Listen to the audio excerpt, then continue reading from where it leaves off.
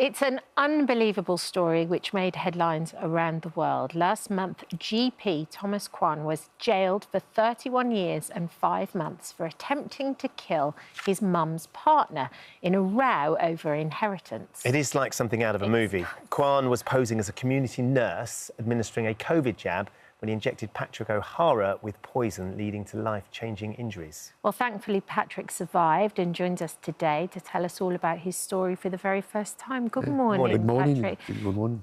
It's the most incredible story that's so unbelievable. Let's start, first of all, with your relationship with Jenny. How did you meet? Well, we met, I'd lost my job and everything else, you know, and I'd been at the job about nearly 30 years and everything else. And obviously I had to get money to pay for the mortgage and everything. So my brother, who had worked at Marks & Spencer's, Billy, he got us a job working on the late shift and everything else, you know. And Jenny started the same day as me, you know. And I was working in the back of Marks & Spencer's, and she was doing the shelves when she moved on to the shop floor and everything else, on the tills and all that. But now I got a section manager's job of working at the night time, you know, from 5 o'clock to 10. And we just like smiled at each other as we were walking through and talking. And when I got another job, and it was the last week that I got the job, she asked us if I wanted to go out, and I said yes, you know, because I don't know, it was midlife crisis, losing the job, the kudos of losing my job. And the daughters were at university and everything else, and everything just seemed to be on top of us, you know. And this was like just a thing that happened. And you were together for a long time. We were together for 23 years. Yeah. You know? So you were in a relationship with Jenny. You've been together for a very long time, and she had this son, obviously from a previous relationship. What was your relationship like with Thomas Kwan? Well, we're really like strangers. He wasn't really in your lives at all? No, never, you know.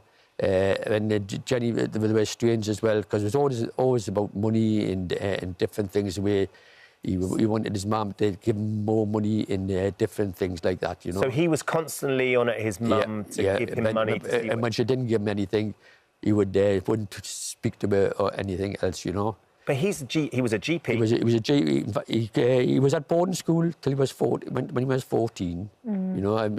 But I always remember he'd said to his mum had told us that, "Mum, you've sent us to hell here," you know. But so boarding schools, I didn't think he'd.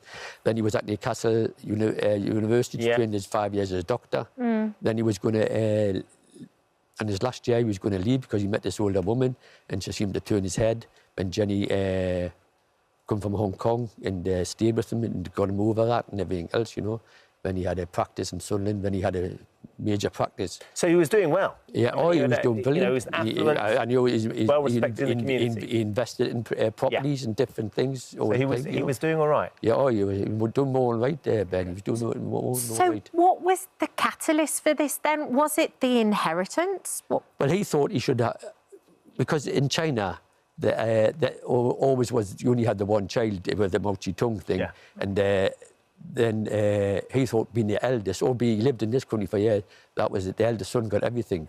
But when his dad died, the middle son got quite a bit. Right. The poor daughter, she only got 10%, and the rest of you got 45, whatever it was, you know, and he didn't like that, you know. Then he left the ex-husband who had died, left the flat in Hong Kong to Jenny, you know, when she sold it and everything else, you know. So he was cross about what had happened previously? Previously. And then suddenly he saw you, and I know that she changed her will and you were going to benefit a little bit as well, weren't you? No, I wasn't going to... The only thing I was going to benefit, if Jenny died, I could still live in the house. Right. And when I died, everything went to him, you know. But so clearly there is an issue with him and what he feels like he's been wronged with his mum and this inheritance from his father and all that sort of stuff. And that must have built up all over the years with him and everything else, you know.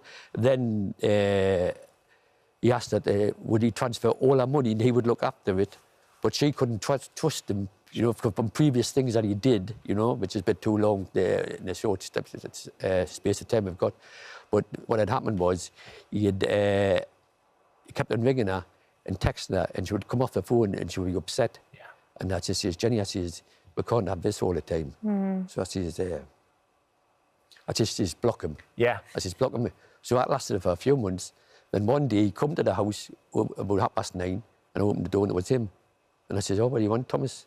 He says, I want to see my mum. So I shouted up at Jenny, it's your Thomas, do you want to see him? She said, no. And the next thing, he pushed us through the door and went upstairs. Then there's a couple of minutes they were talking all right, and all of a sudden they started Chinese shouting, and I said to Jenny, I says, do you want to stay? He says, no, I want you to go. So I says, Thomas, your mum wants you to go, can you leave? So I asked him twice, and I had to say, if you don't go, Thomas, I have to phone the police. And he just shrugged his shoulders, so I phoned the police in front of him. And about 20 minutes later, the police come, took him down the stairs. I always remember this. He said, do you know I'm a GP? So that was going to be a thing. So we took him into the kitchen, then they took me and Jenny into the living room, and the older policeman said, we can charge him for assaulting you, Mr. O'Hara, like stalking you, Jenny, and something else. And we said, oh, no, we don't want him charged because we might lose his licence, his doctor's licence. So we don't want that. And she was just doing him. So she was protecting him even though he'd oh, yeah, into the house? Yeah, and then he says, oh, we'll just caution him. So that was that. Yeah, but then it all escalated again that, because essentially you received a letter from the NHS. Yeah, it was on November the 7th, I received a letter with my NHS saying, you've been chosen because, you know... for like COVID, yeah. Like, it was like, you know, there was a lot of stories about pensioners blocking the beds with COVID and cold and everything else.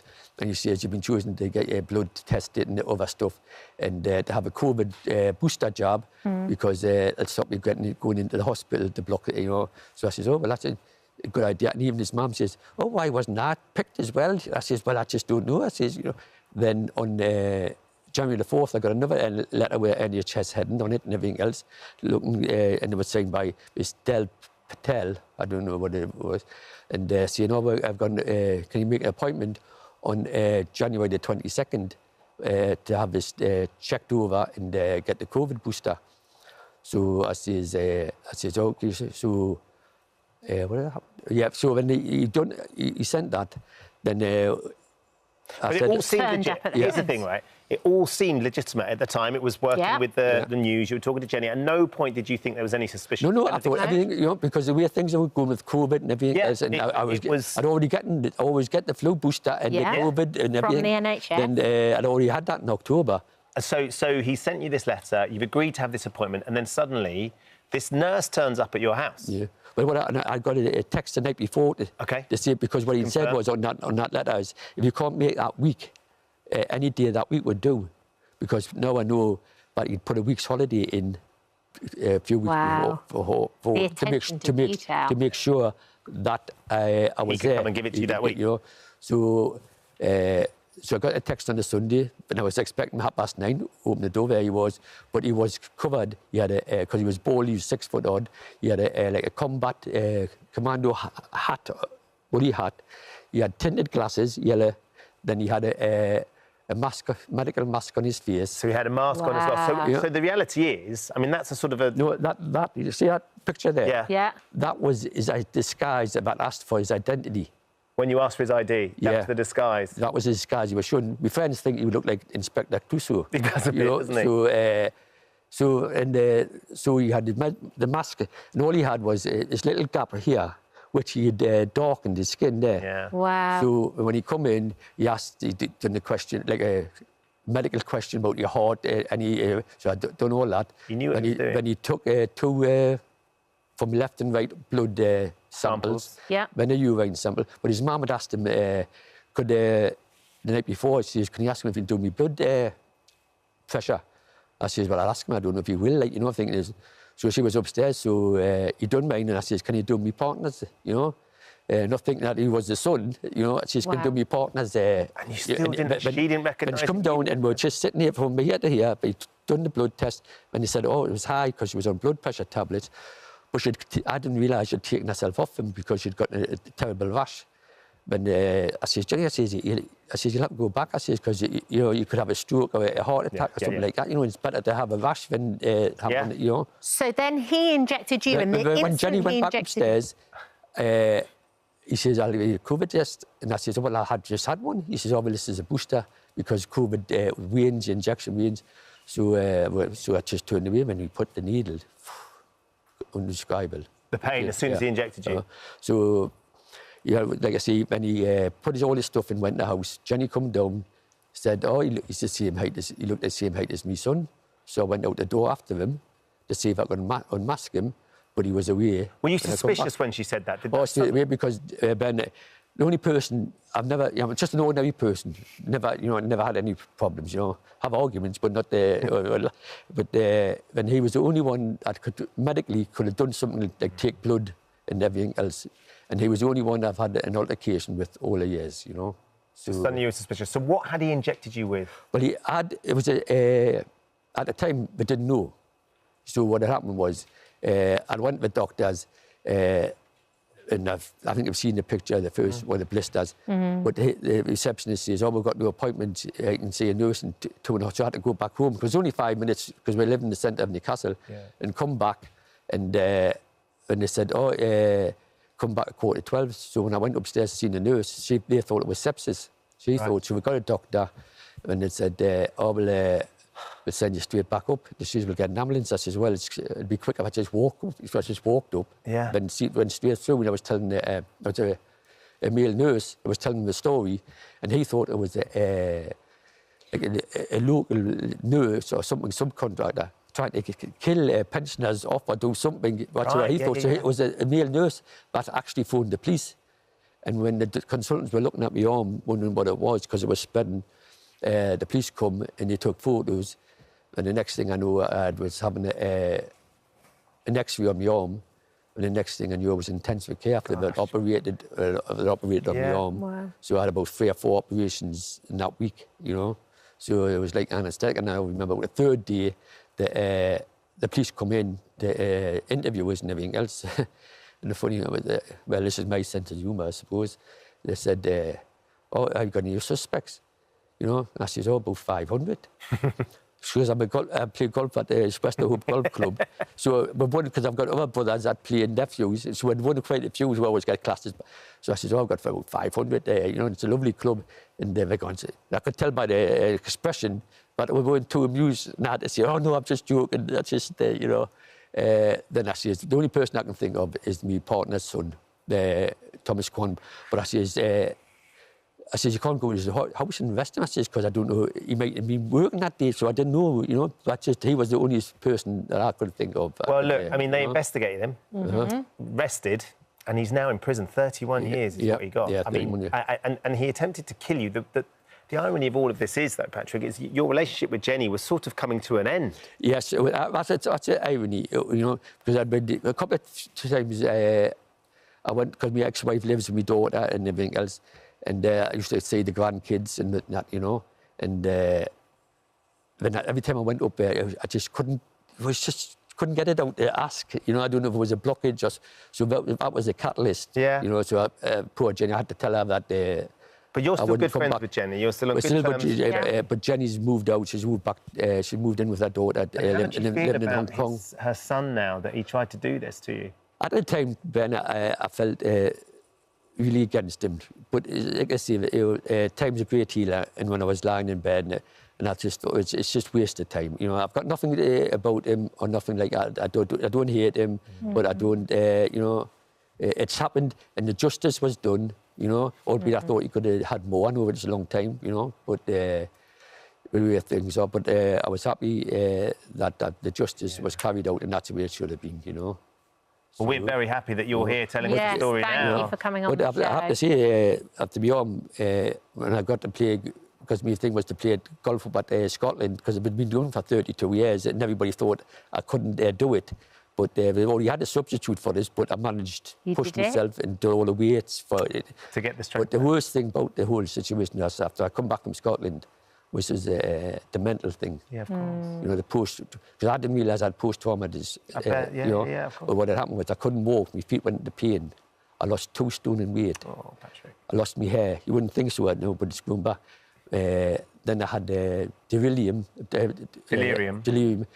hallucinations when I was 5 days in hospital, trying to wonder what it was and everything else.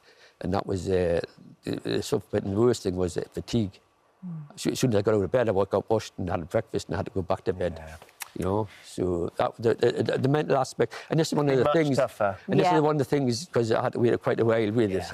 Nothing wrong with that, NHS, but I had to wait for a psychiatric assessment and everything else, which just started last week. But, Well, look, but talking to you and everything else is Patrick, really hopefully helpful, you will get through that assessment, and I know your family are all rallying Oh, around they've you, been and you're back to the golf and club. I've got a little my grandson Joseph. He goes to the golf when I go to the driving range to help us and everything else, and it's been absolutely marvellous. Well, we wish you a Merry Christmas too. Enjoy it with your family. Thanks very much. Thanks for sharing. Thank you for visiting our This Morning YouTube channel. We upload new content every day, so go ahead and hit that subscribe button so you don't miss out, and we'll see you in the morning. Cynthia Erivo and Ariana Grande. There's two best friends from Manchester making their magical Hollywood debut. Yes, 10-year-old Caris Mungole plays young Alphaba, while Hattie Ryan, she plays a munchkin. Good morning to both of you girls. Morning. Morning. Now, how long have you been mates? Because you've been mates for a very long time, haven't you? Yeah, around 7 years. Maybe, no, around 7 or 8 years. Yeah. So how did this all come about? Did you both have to audition? Did you tell each other that you was auditioning? Tell me what happened. So, I think at the time... So, first of all, we did a self-tape with us two. Yeah. And then I think from Caris said that she got from the self-tape, I think she got it straight away. Did you say? But at the time it was a secret because everyone else had to get a recall. Even though she's my best friend, I couldn't tell her. Oh, my goodness, you had to keep that secret from each other, but you both understood. Yeah, I didn't get it straight away. I did a self-tape like Caris, and then after the self-tape, I did an audition. Right. And then from the audition, I got it. Lovely. So tell me this, did you get to meet Cynthia and Ariana? Yeah. So she got to meet Ariana. And I got to meet Cynthia. What were they like? Ariana was so pretty. She speaks really high. Does she? Was she in a big pink She's dress? like a princess.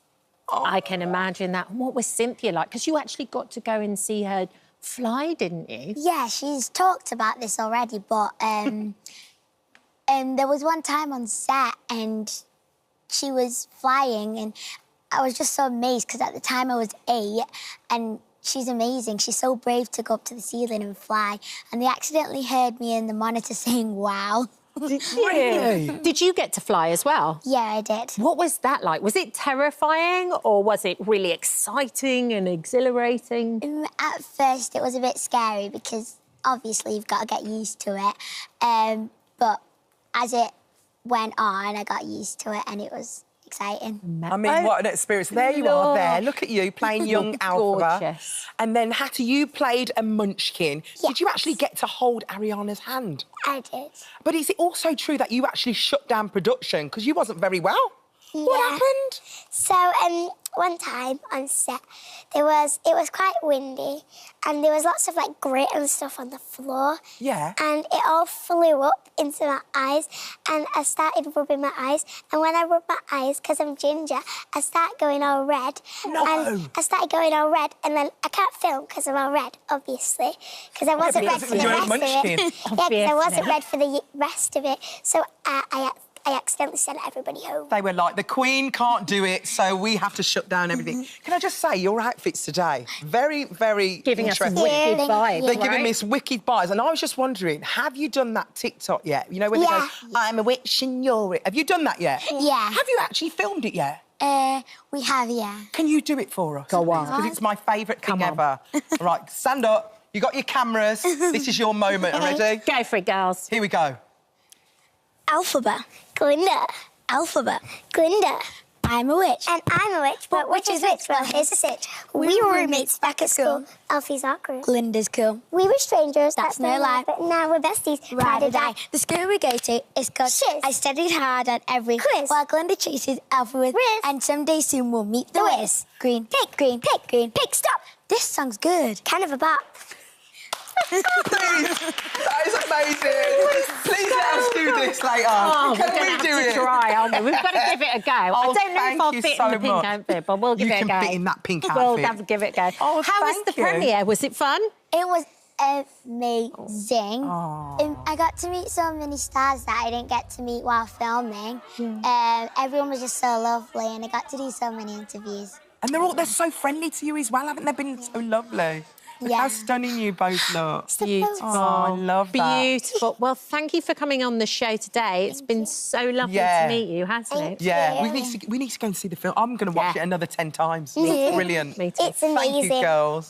Wicked Part 1 is out now in the cinemas. Thank you, ladies. Thank you. We can't wait for Part 2. Thank you for visiting our This Morning YouTube channel. We upload new content every day, so go ahead and hit that subscribe button so you don't miss out, and we'll see you in the morning. All of that, though, Father Christmas and his elves might be busy in the North Pole making toys, but down in the South Pole, there's some people hard at work there too, aren't there? Yeah, Port Lockroy is 9,000 miles away in Antarctica and is the world's most southern post office, affectionately known as the Penguin Post Office. Oh, do you know what? This is one of my dreams to go to this place. Yeah. It's one of the most remote places on the planet, and employees who work there endure freezing temperatures with no running water or flushing toilet. Actually, I don't want to go. No, you can Change my mind. You can pop on the ships as they go through. Oh, you can can ya? pop on there for a shower, apparently. right, fair enough. We can go live now to Antarctica to meet 3 of the people who work there. Let's chat to base leader Lou Hoskin, wildlife monitor Maggie Cole, and postmaster George Clark. Good morning, you guys. Good morning. Good morning. So tell us a little bit about what your jobs entail. So we're all down here with the UK Antarctic Heritage Trust, and the main aim is to look after the buildings that are down here and showcase the human stories of Antarctica. But we also all have individual jobs within that. So I'm the base leader, Maggie is the wildlife monitor, and George is the postmaster. So as the base leader, what do you have to do exactly?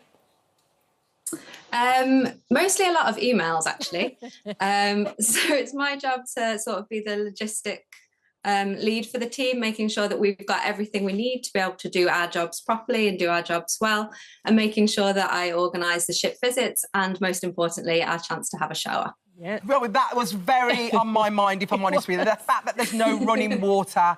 So, you know, washing must be a problem. Going to the toilet must be a problem. And how often do you actually get a shower with the ships? Are you, like, negotiating with the ships? What are you doing? So everyone down here is really, really kind to us, and I think very keen to give us a shower because we smell of penguin. But it's usually every couple of days. We have a mix of ships visiting the post office and the museum, which is really, really lovely to give people the chance to look around and see the history that we have here. And then every now and again, we go on a ship. So that's usually every 2 to 3 days. Okay. And Maggie, I was going to say, Maggie, you've got the best job. You're the person who has to monitor the little cute penguins. Oh, that's got to be the best job in the whole wide world. I think so. I never thought I would say one of my jobs involved counting penguins, but here we are in Antarctica doing that. So yeah, what we do is we've got about 1,000 Gen 2 penguins on the island, so roughly 500 breeding pairs a year. And my job is to monitor them and how successful the breeding pattern is. So we look at the nests and their eggs, and we look at the chicks towards the end of the season. And once they've started crashing, they form little groups, and their parents go out to sea to get fish. So they stay together for protection, and we count the chicks once they're crashed as well. So it's just to see every year how the breeding is going. And this is part of a long-term study that's been going on since 1996. So yeah, it's a really great thing to be part of, and it's an incredible job. Oh, and how are the penguins at the moment? Are they breeding? They're doing well at the moment? They're doing amazing. So we had our first egg on the 18th of November, which was one of my co-mates Dale's birthdays, and also Polar Pride. So that was a really lovely event, and we're hoping to have our first chick by Christmas, but we'll see. What a lovely Christmas present. George, you're the postmaster there. I know there's like 18,000 postcards that go through the office. What exactly does your job entail? Yeah, that's right. So you have a post box here. So people buy their postcards, buy their stamps, and then pop them in the box. So we get all those together. We go through them, franking the stamps, bundle them up, bag them up, and put them on ships ready to be distributed all over the world. Wow. And did you have any prior experience of being a postmaster before? None whatsoever. No, it's been a learning curve. So we're every day's a school day. Yeah. We're learning as we go. And I'm guessing even being there is kind of a learning curve too, because you don't have any darkness at the moment, do you? No, that's correct. Yeah, it's 24-hour sunlight at the moment, so which is great for the solar panels. Not so great for the sleeping patterns, but yeah, we're adapting. Yeah, that's not good for your circadian rhythm at all. No. Do you have to stimulate nighttime then? What do you do when you want to go to sleep? We draw the curtains at about 8 o'clock, 9 o'clock, so we try and simulate nighttime as much as possible, which is great. And then when we come out of our bedroom in the morning, we are blinded by the light. So yeah. Oh, it's lovely. I mean, it is incredibly remote, but you do actually get to meet quite a few people, don't you? Yeah, we do. We have cruise ships come by every kind of couple of days, and we have lots of visitors visiting us. We've got a museum here, so they get to learn all about the history of the place. And we also have our online, we have our shop on board sometimes, or we have people visit and we have a shop here. All the money goes towards the charity, so it's a really fantastic cause. We also have an online shop, so if you are looking to get your Christmas presents sorted, you're welcome to go and have a look at our online shop as well. Oh, you're going to have such a lovely Christmas. Imagine waking up on Christmas Day seeing the penguins. Is there any way we could actually have a look outside right now and see if we can see any penguins? Yeah, we can give it a go. Oh, go on. Here we go. Oh, excited. Come on, George, take us out there. Let's have a Don't little disappoint look. us. Don't disappoint. We want to see penguins. Let's have a look. There we go. Can you see it? Oh, it's beautiful. There they are. Oh, So where's the love penguins? this. There we go. Oh, look at them. So we have to stay 5 metres away from the penguins, but you should be able to see some in the background. Oh, what a lovely life you're living. What a lovely life. I've always wanted to go there. Yeah, it's so funny because they call it the little white voice that draws you back there. Do you feel that, George? Yeah, that's it. Yeah, I think I'm going to miss this place when we leave. So, yeah, we're all really fond of it. Aww. Well, listen, Lou, Maggie and George, have a wonderful Christmas. Yeah. Thank you so much for introducing us to the penguins, and enjoy your time at the post office. Yeah, Merry Christmas. Thank you very much. See you Thank later. you so Bye, much. girls. Bye. Bye. Aw. That was, I wanna feel go. really Do you want to Christmassy go? now. Yes. I really want to go there. That would be amazing. It'd be but I only want to go for a day. So you don't have to do a shower. I really want to go. Hi, everyone. Just wanted to say thank you for visiting our This Morning YouTube channel. Now, listen, we upload new content every day. So go ahead and hit that subscribe button so you don't miss out. And we'll see you in the morning. Well, to tell us all about it, we can go live to Billy and Susan in Shetland. Good morning, guys. Morning. Wow, it looks Good morning. absolutely beautiful there. It looks like the first scene from the documentary. It's very similar this morning. We've got a lovely morning. It's calm weather. It's well, it rained for a moment, but it's dried up again. No, we've got a super morning up here today. And that was one of the reasons you moved to Shetland, was really kind of for a better life, for a more peaceful, a slower pace. Is that right? Yeah, I mean, I was brought up in Shetland. I left when I was 17, but me and Susan used to come up for holidays, and we loved the place. We loved the peace and quiet. We loved the tranquility. And we had pretty busy lives in Aberdeen and busy jobs, lots of hours being worked, and we just thought, you know what, it's time to slow down and go back and enjoy the peace and quiet that Shetland has to offer. And it looks... Yeah, I mean, even that fair old sweater's doing the job for me. You're looking absolutely smashing this morning. Ravishing. Now, take us back to the beginning. So, you know, you're doing your thing and you're enjoying your life, and then one day this otter Molly just turns up on your doorstep.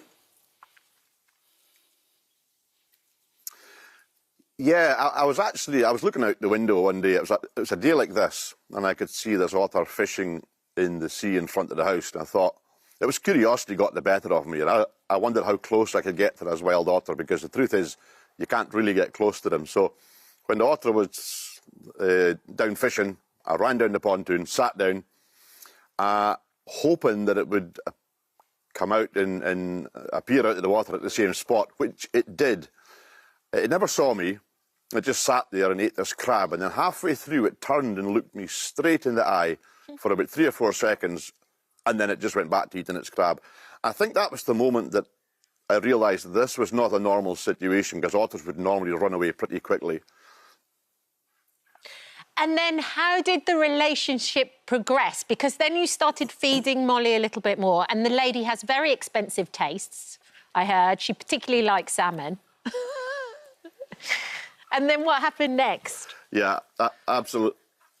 Well, when I looked at her, it became very apparent that she was really, really thin. I mean, she was skin and bone, and you could see the skin hanging off her and her bones sticking out. So I thought, you know what? She had a sparkle in her eye. She looked healthy, but just very, very hungry. And so I thought, well, I'll feed her. That's pretty easy. So I went and got some fish, and I put it in a box on the pontoon, just in a box so the seagulls couldn't get it. The fish disappeared, so I went out and put some more out the next day. That disappeared until eventually one day I was putting the fish out just as Molly came out of the water and she caught me. And I think that was the moment when she realised what the source of the fish actually was. And yeah, that's when I guess the kind of special relationship started. And yet, all the way through this, you're acutely aware that this is a wild animal, and obviously we love to anthropomorphise animals, and otters are so beautiful, aren't they? So it was very important for you to keep that distance to a point, right? Yeah, to be honest, I'm still acutely aware that it's a wild animal, and very, very protective of fingers or anything that happens to be on the go if she happens to be around. She doesn't come around as much now as she used to, but yeah, when she was young, you just had to remember she's a wild animal, but there's another side to it. We never wanted to domesticate her, and so we did our best to try and keep that boundary and let her live in the wild. And she does. We see her regularly going past, living her best life with her wild otter friends. Bozo as well. Susan, how was it watching this relationship develop for you? Because you also say about there was a smile that stayed on his face when Molly came by and when Molly came to visit. Billy's whole demeanour changed. So that must have been nice for you to see that relationship. Completely. When we moved back up here, we were building an extension on our house. We were building a shed. Billy's father had passed away. COVID came. Billy's mum died. We came up here for a quieter life, but for those first 3 years, it was anything but quiet. And then the best thing to call her was a breath of fresh air.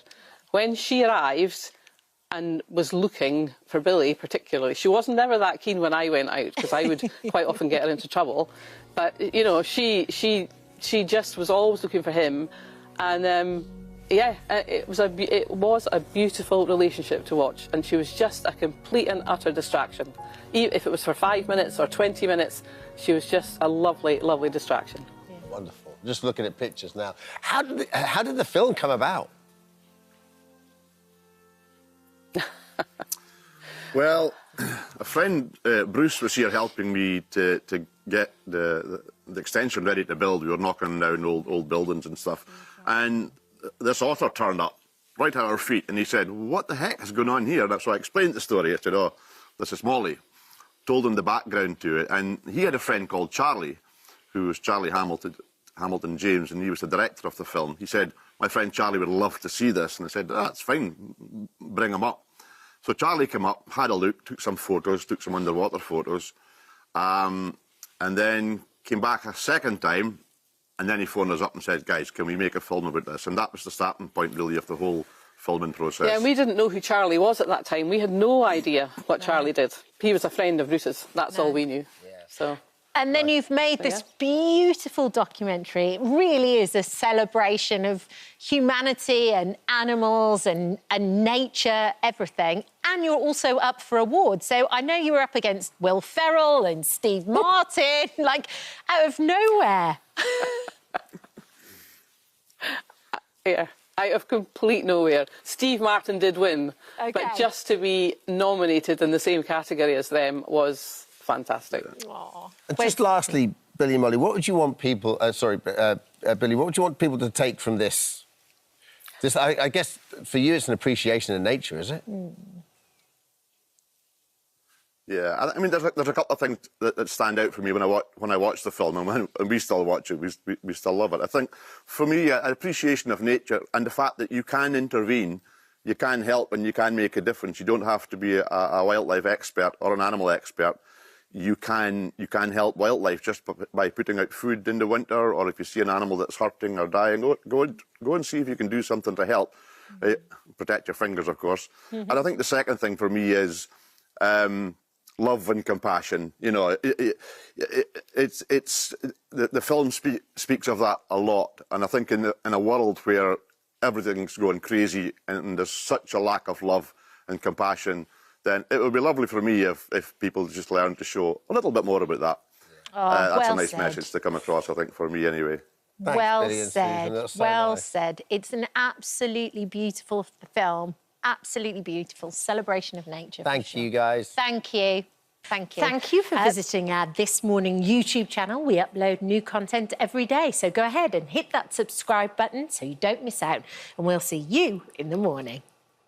Our next guest is one of the most controversial people online. 25-year-old Bonnie Blue from Derbyshire is making headlines around the world for filming herself having sex with teenagers and posting the footage online.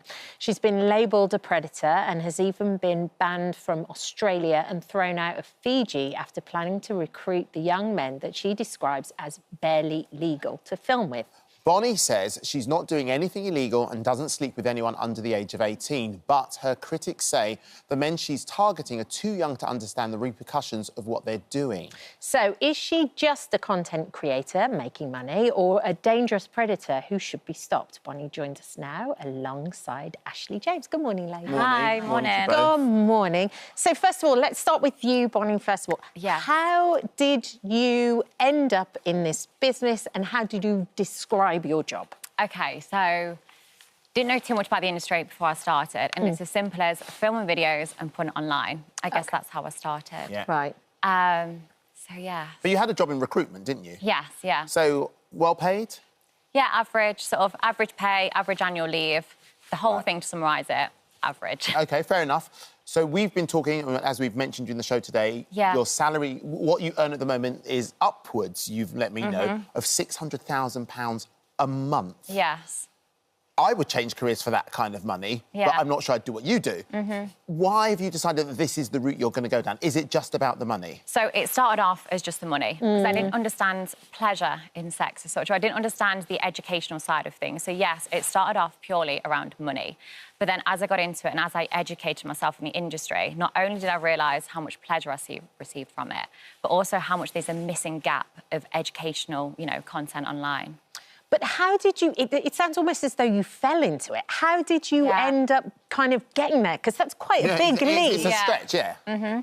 So I started off camming. So when you go on these sites online, you can speak to girls one-on-one. I started off doing that for a couple of weeks. Enjoyed it, had good money, liked interacting with people. And then I was like, OK, I might set up OnlyFans, because I was aware of it but didn't know too much about it. Right. So started off doing, like, your generic content with other content creators that was established in my area. And then I quite quickly realised how fake and how edited that is, and I wanted to take it that one step further. Right, you have a very specific niche, don't you? Yes. Tell us about that. So, barely legal, 18-year-olds. Because as I started my content, I realised it was not necessarily relatable to the average person. And I wanted to make my content relatable. I'm just a girl, I'm relatable, I'm sort of the girl next door vibes. However, that does not portray online if I'm doing these rough, over-the-top scenes. And I want people to be able to watch my videos and be able to imagine themselves in it and, connect with it. How old are you? 25. So you're very young yourself. Yes. It must be a minefield for you to navigate to get to where you are. But £600,000 at the end of the month, do you know what? You take the risk and you see what you're doing. You've used the word educate quite a lot. 100%. Are you educating just yourself? Are you educating these people who are in their teens and, again, 18 and upwards? So I'm still learning every day. But my content is educational to those that I'm sleeping with and those that are watching it. And one of the things that you really reiterate any time where I've seen you talk about this at all is you say it's actually one of the safest ways of people having sex or losing their virginity. Why? So people say it's an unsafe environment, but I can't think of one situation where an 18-year-old has had sex, where there's security on the door, they've had to bring passport, they've had to sign consent forms, they've had to do a breathalyzer. Right. And then they're sleeping with someone that's educated and understands the industry. So what part of that is unsafe? So in a practical way, how does it actually work? What do you do? Like, you put a message out and you say... Yeah, I'm like, hey, boys, this is where I'm going to be. This is my location. You know, if you'd like to make content with me, you know, you're welcome to join the queue. Right, now this picture... So hold on. No. Sorry, Andy. So then people come to wherever you are, guys or girls or anybody. Don't need guys, but yeah. OK. And they stand outside in a line and then... A very formal, very British sort of queue style thing, yes. Right. Do you never feel frightened? Do you never feel I'm more intimidated? nervous, I think, for the first few. I'm like, oh, don't know what to expect. Because you don't know who's going to walk through that door or who's going to be, in the queue. I don't have set requirements for people. So, yeah, I get more nervous, I think, than them for the first few videos. And I was just going to say, that picture we showed... Yes. Now, who's in that picture? Is that your mum? No, that's me. That's you. I'm sorry, I can't see from wherever... But it was your mum that helped make the sign. So you've created... There we are, there's your mum. You've created a family business. Yes. And you're kind of... I suppose, do you look after your family? Do you take them on nice holidays? 100%, yeah, like, it's changed my life and it's changed my family's life for the better. And I want to, if I'm having a good day, I want them to have a good day, So how did they find out about it? Did you tell them? Did you sit them down? And because just putting myself in your situation, I cannot imagine sitting down and having a conversation like that with my mum and dad. 100%. So, no, I was always going to tell them that the video got leaked very quickly. And I was sort of only a week into it at this point. So I was always going to tell them, but I wanted to understand it better myself before I could sit them down and say, hey, this is what I'm doing, here's the reasons why. To start with, they was a bit gutted and was like, we wouldn't choose this for you. But that was at the start. If I ask them now, it's a complete different story. They see how happy I am, that it is safe, and that the main thing is, like any parents, they want their children to be happy, and they can see the change of me, as from working in an office, sitting in rush hour traffic, getting given 20 days annual leave, to now having this freedom and flexibility in life, which most people strive to achieve, but they're not successful enough. Ashley, you're sitting there. You've got some strong views on this, haven't you? I do have strong views. I think, look, lots of women will be very understanding of the double standards there are with men and women, how a man's value increases with sex and a woman's value decreases. And I think there will be lots of us that are fully supportive of sexual liberation. I think the issue that people have with you specifically is the fact that you use terms like barely legal. You say that you're babysitting for kids, I think is a word. No, I've never used babysitting. Sorry, babysitting for adults. You did in a podcast with Lottie Moss. But it's like the barely legal, that's what the media gave me. And the media like to penalise But you also women. now use that terminology. You also say that you're educating. But I'm wondering, who are you educating? Because a lot of your audience, especially on TikTok, are teenagers. And we live in a society where the likes of Andrew Tate are on the rise, the likes of incel culture are on the rise. There's a real fear, not only for our daughters, but also for our sons. And when you say you're educating, what kind of messaging are you putting out there? Because also I've heard you use, say phrases such as women are lazy, if they're not going to give sex to their husbands, then those husbands, dads and barely legal teenagers have a right. Women are not the sexual property of men, and women don't exist to pleasure men. And I never hear you talk about female pleasure because and how important it is that to be respectful. And try and say, you're listening to the media. The media likes to villainise women. I've listened to your own. I've listened to your own words. No, of course. But now I'll educate you on the true story of it. There is no content online for 18-year-olds or even people that are new to sex. You go from at school, which you learn about how to get pregnant, basically, how it is to have safe sex. But then they go from watching content online, which is rough. It's schoolgirls dressed, working with adult content creators, which say, oh, no, I don't want this.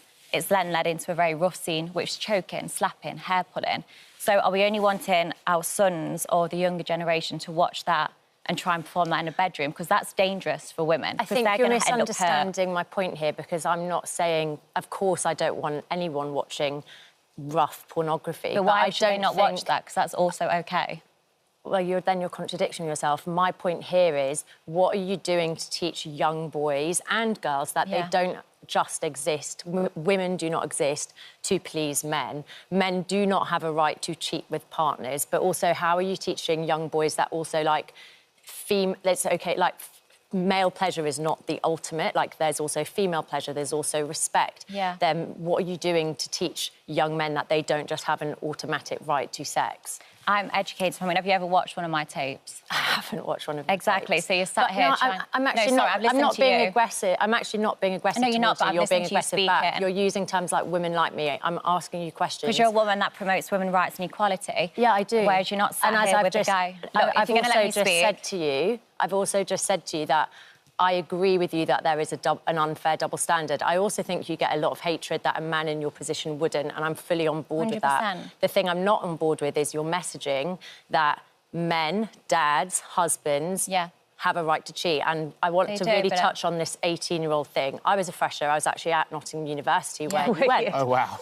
When I was 18, I remember there was some third-year students that came to my Freshers' Week, and I couldn't believe that someone that old, and they were 2 years older than me, but at the age of 18, you're so young, you're so impressionable. So why do we let 18-year-olds drive, go to the army, do serious jobs? Well, that's quite different to lining up to have sex. Obviously, your moral yardsticks are very different. Yeah. Do you think morally what you do is right? 100%. Why?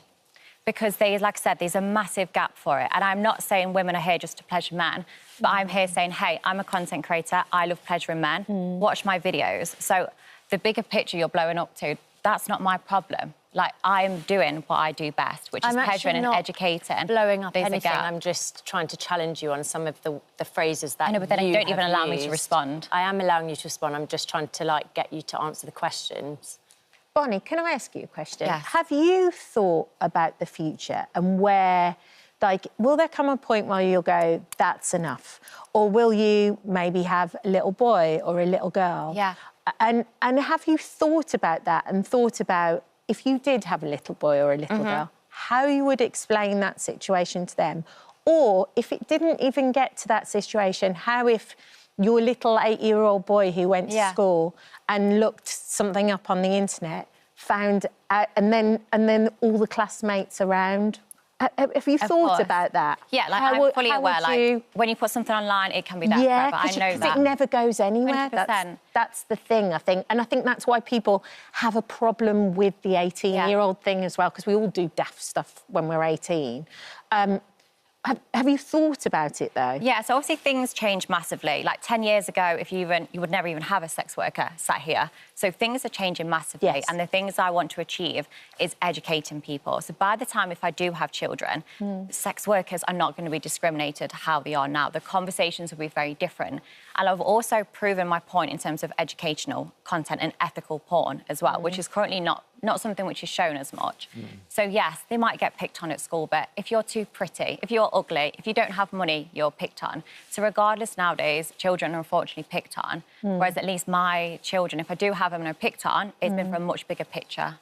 I can't decide with all... I hate that, with all due respect. No, we've discussed it. We've talked about it. We've thrown it all over the place. I can't decide whether you're a genius marketeer and you found a niche that in that world of OnlyFans and all those things, you found a niche which is gaining you £600,000 a month, which is, you know, you're like a Premiership footballer. But you're earning more. I mean, I work with balls, so it's the same There we thing. go. Thank you. Well done. So I just don't... I just can't decide. I just can't decide. The thing is, she can be both. And also you are a marketing genius. Yeah, and you present very well, which makes me think you're very clever, and the whole thing is very clever. You think, sort of, when you think sex workers, and I did last year, the ditzy or big boobs and big lips. I mean, that's the sort of thing you think of. But it's all the Karens sat at home that are going to complain about me being here that are making me rich because they make it blow up. And then when they're sat at home complaining about it to their, you know, their husbands, they're then wanting to come and subscribe. Well, so it's sort of helps. It's an interesting one that we're going to keep exactly. Yeah, wow. Thank you for joining us. Thank you so much for coming on. Thank you, Ashley. Thank you very much indeed. Thank you for visiting our This Morning YouTube channel. We upload tons of new content every single day. So hit the subscribe button, like all the videos, and don't miss out. We'll see you in the morning. by two extraordinary world record holders whose stories are just as incredible as their heights. Yeah, towering at 7 feet, over 7 feet, the same height as a stepladder, Ramisa Gelji is officially the world's tallest woman. And standing at just 2 feet tall, which is smaller than the average 2-year-old, Jyoti Anji holds the title for the world's shortest woman. Now, both have travelled all the way from their homes in India and Turkey to celebrate Guinness World Record Day and the 70th anniversary of those incredible books. And they're joining us now alongside Jyoti's translator, Ravi, and Guinness World Record adjudicator, Joanne Brent. Welcome to everybody. Hello, good morning. Ramisa, let's start with you, first of all. So when you were born, you were a long baby, you were a big baby, you were about 13 pounds. Yes. But I was born as a huge baby. Yeah, but then by the time you were 6, you were the same size as a fully grown woman. Correct, yeah. Because I was born with an overgrowth syndrome called Weaver syndrome. Right. And, you know, that comes from birth. I was born as a big baby and grew up so fast. Yeah. And how was life like for you growing up? Because, of course, you're so much taller than anybody else in your class. What was life like for you? It was not the easiest. For my education, I was homeschooled. For elementary school and middle school, as well as high school. For my future education, I completed online. And how was that on a day-to-day basis? Because if you're not at school, you're probably not making as many friends as you normally would.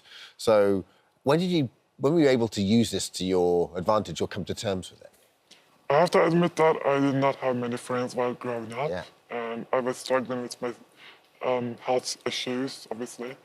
But I have a very supportive family and people around me. So there was some good days and some bad days. But now you actually quite like your height, don't you? You love being this tall. Yeah. What made the difference for you? So after being a Guinness World Record holder, I became so much more confident in myself. And in my height, obviously.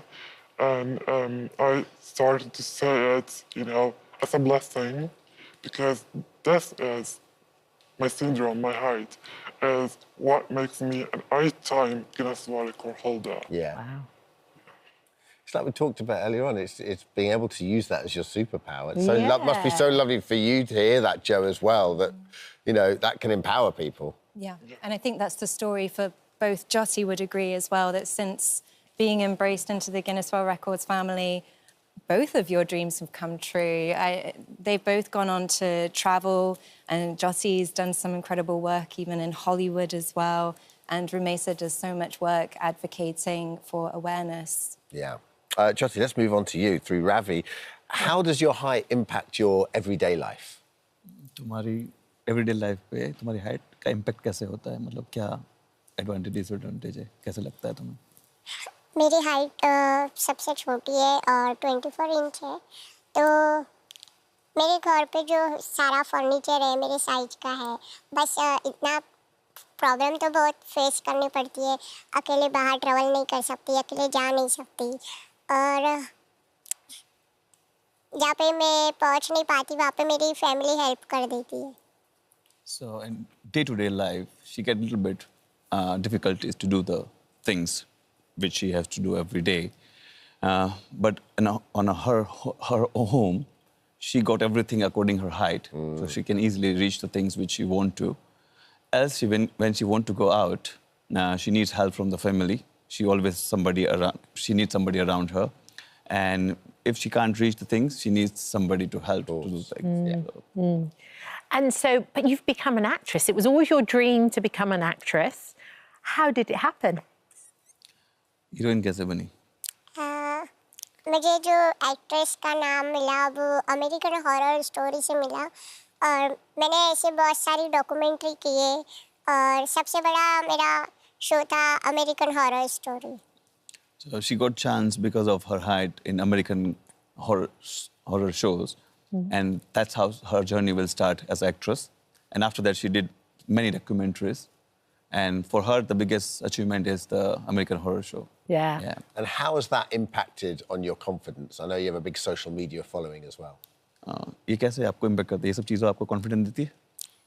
Social media और सबसे first Guinness world record ने मुझे पूरे world में famous किया और मैं Guinness world record का बहुत थैंक्स करती हूँ। अगर गिनीज वर्ल्ड रिकॉर्ड में मेरा नाम नहीं आता तो शायद मुझे नहीं पहचानते। According to her, like the best part of her life is to get chance to be a part of Guinness Book of World Record, and because of that, she gained a lot of confidence, and that's how she become like more confident in everywhere because everybody knows her because of Guinness Book of World Record. Amazing. So, Jo, let's come to you. What was it like when these guys met for the first time? It must have been an amazing moment. I think the one word to sum it all up is a celebration. Honestly, it's a celebration of differences, and it's a celebration of uniting two of our most iconic record holders. I mean, at Guinness World Records, we have our Guinness World Records icons who are historical record holders in their own right, but they also embody the values of everything that we value at Guinness World Records. So thank you for being such great ambassadors for record breaking, the integrity you have, the respect, the passion, the fun, and of course, very important, inclusiveness. Yeah. Rumay, so what was it like the moment when you guys met? It was wonderful. I bet. Wonderful. I was waiting to meet Jyoti for a long time. Yeah. Like 10 years. Yeah. Because I know her even before my Guinness World Record journey has started. And it was amazing. She is gorgeous. She's so lovely. And we became friends immediately. And we have a lot of in common. We both love self-caring ourselves, you know, jewelries, makeup, and doing our hair. Yeah. I love how you're so different, but you bonded over exactly the same things, like all women and girls do. We might look opposite, but we have so much in common. Yeah. That's a lesson for us all. Thank you very much. Thank you. Thank you, everyone. Thank you for coming today. Thank you so much for visiting our This Morning YouTube channel. We upload new content every single day, so go ahead and hit that subscribe button, and we'll see you in the morning. Well, today we're discussing a new tragic story. Last year, Pavan Bhatt lost his grandmother and uncle in a house fire. And just last week, a coroner's court concluded that the fire was caused by an electrical fault from within their hot point tumble dryer. Yeah, Pavan joins us now alongside Alice. Morning to you both. Morning, guys. Pav, thanks so much for coming in. I really appreciate you coming in and telling your story to us. Thank you for having me. So, your grandmother and uncle, basically your grandmother raised you, right? Absolutely. So, what kind of people were they to start with, just to set the scene for us? Yeah, I mean, my grandmother was the mother figure in my life. Yeah. You know, she taught me pretty much everything I know.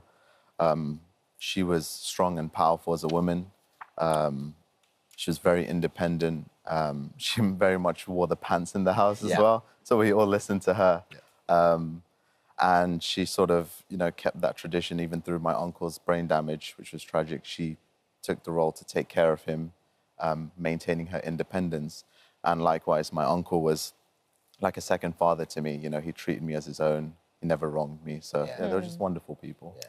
Now, you weren't in the house that day, but what happened? So, yeah, I left for work in the morning. So I wasn't there, unfortunately, when the events occurred. From what I know, I was on the train back home.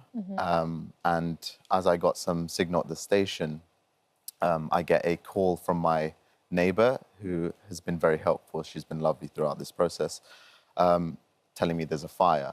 So I managed to get on the phone with her, and the train door shuts and the train moves. So the phone call cuts. Oh, my word. And at that point, it was just panic setting in.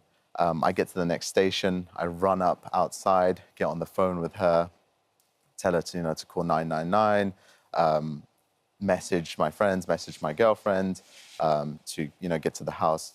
And I'm on my way back. And I don't remember the train journey. It was so blurry. There was a million things going on in my head. And I get back to Edgware Station, and I remember it was just raining, and I just sprint down all the way to the house. I get to the street covered in rain, and it's just, I just see police cars, ambulances, fire brigades, neighbors out. It was like a fever dream. It's your worst nightmare, isn't it? Yeah. It's like something you see from a film or something. Absolutely. And then when did you realise that your grandmother and uncle had been taken to hospital? What was that? Well, I ran down to the house and it was all like police taped off. I managed to see my neighbour and my girlfriend there. They sort of brought me to them, and that's when I spoke to, I think, someone from the paramedics who told me that both my grandma and my uncle were in an ambulance separately. I heard that my grandma was conscious at that point, which I thought was a positive sign. My uncle seemed like he was faring a lot worse. And I didn't get to see them at all for several hours until around midnight when they were taken to hospital, and then I could finally get to hospital. And they'd inhaled a lot of smoke. There was a lot of smoke that was there and soot. But you managed to speak to your grandma. You couldn't speak to your uncle, though. Yeah, that's right. So my grandma was conscious. Yeah. So I got to the hospital. It was around midnight, and I managed to find where she was in the ward. Yeah. I saw the minute I saw her, like her face was covered in like black soot. Her skin was covered in black soot. She was coughing up like black phlegm. It was horrible. And you know, my first concern was like, are you okay? And what has happened? And the first thing she turned around and told me was, is Deepak, which is my uncle, is he okay? How is he doing? She wasn't concerned for herself, but rather for him. So I had to just put her mind at ease, tell her everything will be okay. And then she told me that they were sleeping. They smelt some spices. They thought I was home and cooking. Turns out it wasn't that. And by the time she got up, it was like pitch black in the house with the smoke. She tried to get out, but she couldn't in her confusion. Both your uncle and your grandmother sadly passed due to that day. I'm so sorry. Obviously, there was an inquest recently. What did you think had caused that fire? Initially, I had no idea. I don't think I really even processed, like, what is the cause of the fire? It was more so, are they going to be okay? After they passed, you know, I heard some things of where the fire originated from. For example, it was in the kitchen. There was an appliance there. And then I think I found out at some point that it could have been the tumble dryer. It was a point of interest. And from that, through the sort of process of the inquest with the experts, you know, reviewing this 6-month-old device, which was kept in like top condition, it was found that due to internal components or internal electrical faults and bad design, that it was the tumble dryer which caused the fire itself. Alex, let's bring you in. Yeah. The story's so unbelievably sad. How do we know there isn't how do we know this isn't a huge problem?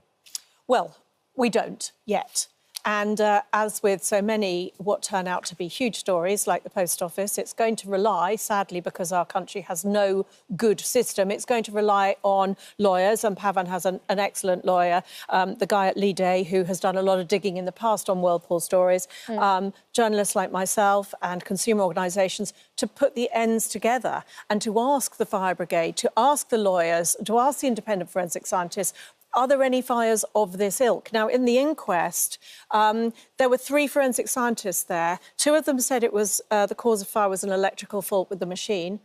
Whirlpool's forensic scientist said it was someone smoking a cigarette. And for me, that sort of reflects the amount of engagement that a manufacturer like Whirlpool has in this at this stage. We've asked them for a statement, for a response, or for any kind of engagement. You know, are you investigating this? Is this a recall? Are there other problems? And we've had absolutely no response. But what we are fighting for is to pull together those cases. We understand that the London Fire Brigade might be looking into some of other cases with this same part in those machines. If it is part of a bigger problem, we know that there are at least 430,000 of those machines, like Pavan's family had in their kitchen, out there in the UK at the moment in homes. And if that particular part, which we suspect was put into other manufacturers' machines, because it was imported from China, used in many different brands, then there could be millions of machines out there. And we're back to the same story where we are trying to engage the manufacturer. Is this a problem? Do you know of any other fires? But around the country, there could be lawyers, there could be forensic scientists, all knowing about other fires, But they keep that advice separate because they're not allowed to disclose it, or they don't disclose it. We don't have that database. So it's really important to tie that information together. And also really important to know, well, what can we do in the meantime as well? Because obviously this is going to take a while to kind of become a cohesive battle, essentially. Absolutely. Let's go now to Sabrina Cohen-Hatton. She's the Chief Fire Officer at West Sussex Fire and Rescue Service. Good morning, Sabrina. Some of these statistics are so scary and so frightening. Can you tell some of our viewers things that they should do? Can you give us some advice so that we react safely? Absolutely. And just first of all, I want to say to Pavan, I'm so sorry that you lost people that you love that way.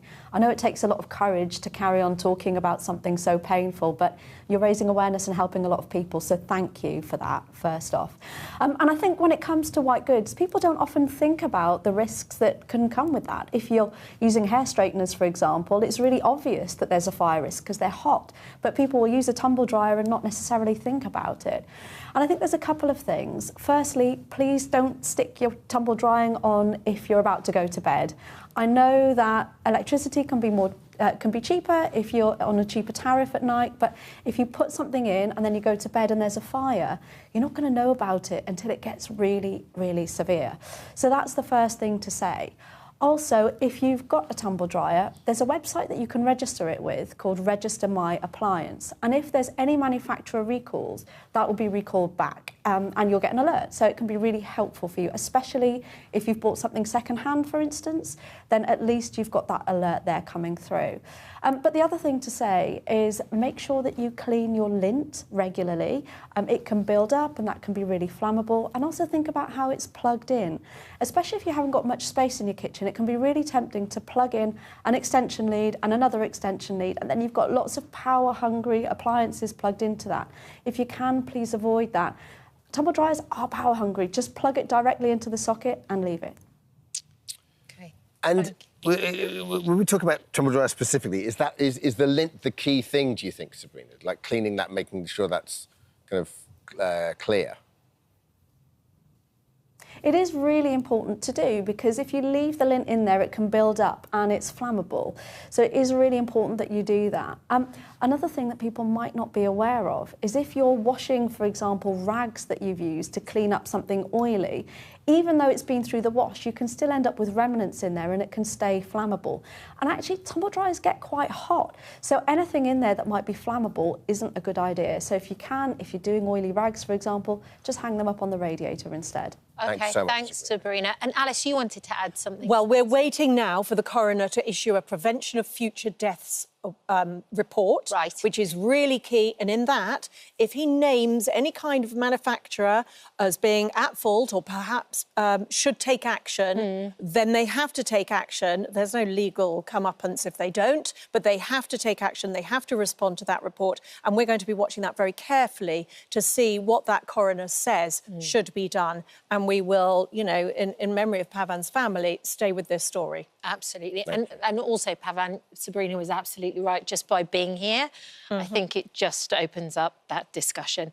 We did go to Whirlpool for a right of reply and we haven't heard back. Department for Business and Trade spokesperson said we've been in contact with the London Fire Brigade regarding these inquiries into the fire and will carefully consider any recommendations the coroner makes. We are clear that all tumble dryers available in the UK market must meet legal requirements for safety. Manufacturers have a duty to monitor their products and should take action if safety issues emerge. Also, the Chartered Trading Standards Institute said this is such a tragic loss of life and our thoughts are with Pavan and their family. No life should be lost from a faulty appliance and Whirlpool Corporation need to take immediate action to understand which makes and models are affected and make urgent contact with consumers who they believe have these appliances in their home. Thank you. Thank you, guys. Thanks, Keep up the good work, Alice. Thank you so much for visiting our This Morning YouTube channel. We upload new content every single day, so go ahead and hit that subscribe button and we'll see you in the morning. Ladies. Morning. How are you doing? Now, I think these doggies are just gorgeous. absolutely gorgeous. Bev, tell us, what's your reaction normally like when someone meets Muppet for the first time? It's one of two. He's very Marmite. They either think he's very cute and lovely, or they go, ugh, what's that? So... I mean, I have to say how I met Muppet this morning was he walked through the double doors being pushed in a pushchair like a chariot. Yeah. It was literally like you going to watch Gladiator last night. It was like you will be entertained. Yeah, I'm banking on the fact that most of these dogs are well loved. Absolutely. And ruined, I would say. So it's a funny thing, Britain's ugliest dog, isn't it? Because it's obviously meant as a term of endearment. Of course it is. Because you're interested. So I think it's got what it takes. Absolutely. Absolutely. I mean, it's not often you see a pink dog with a comb over, really, is it?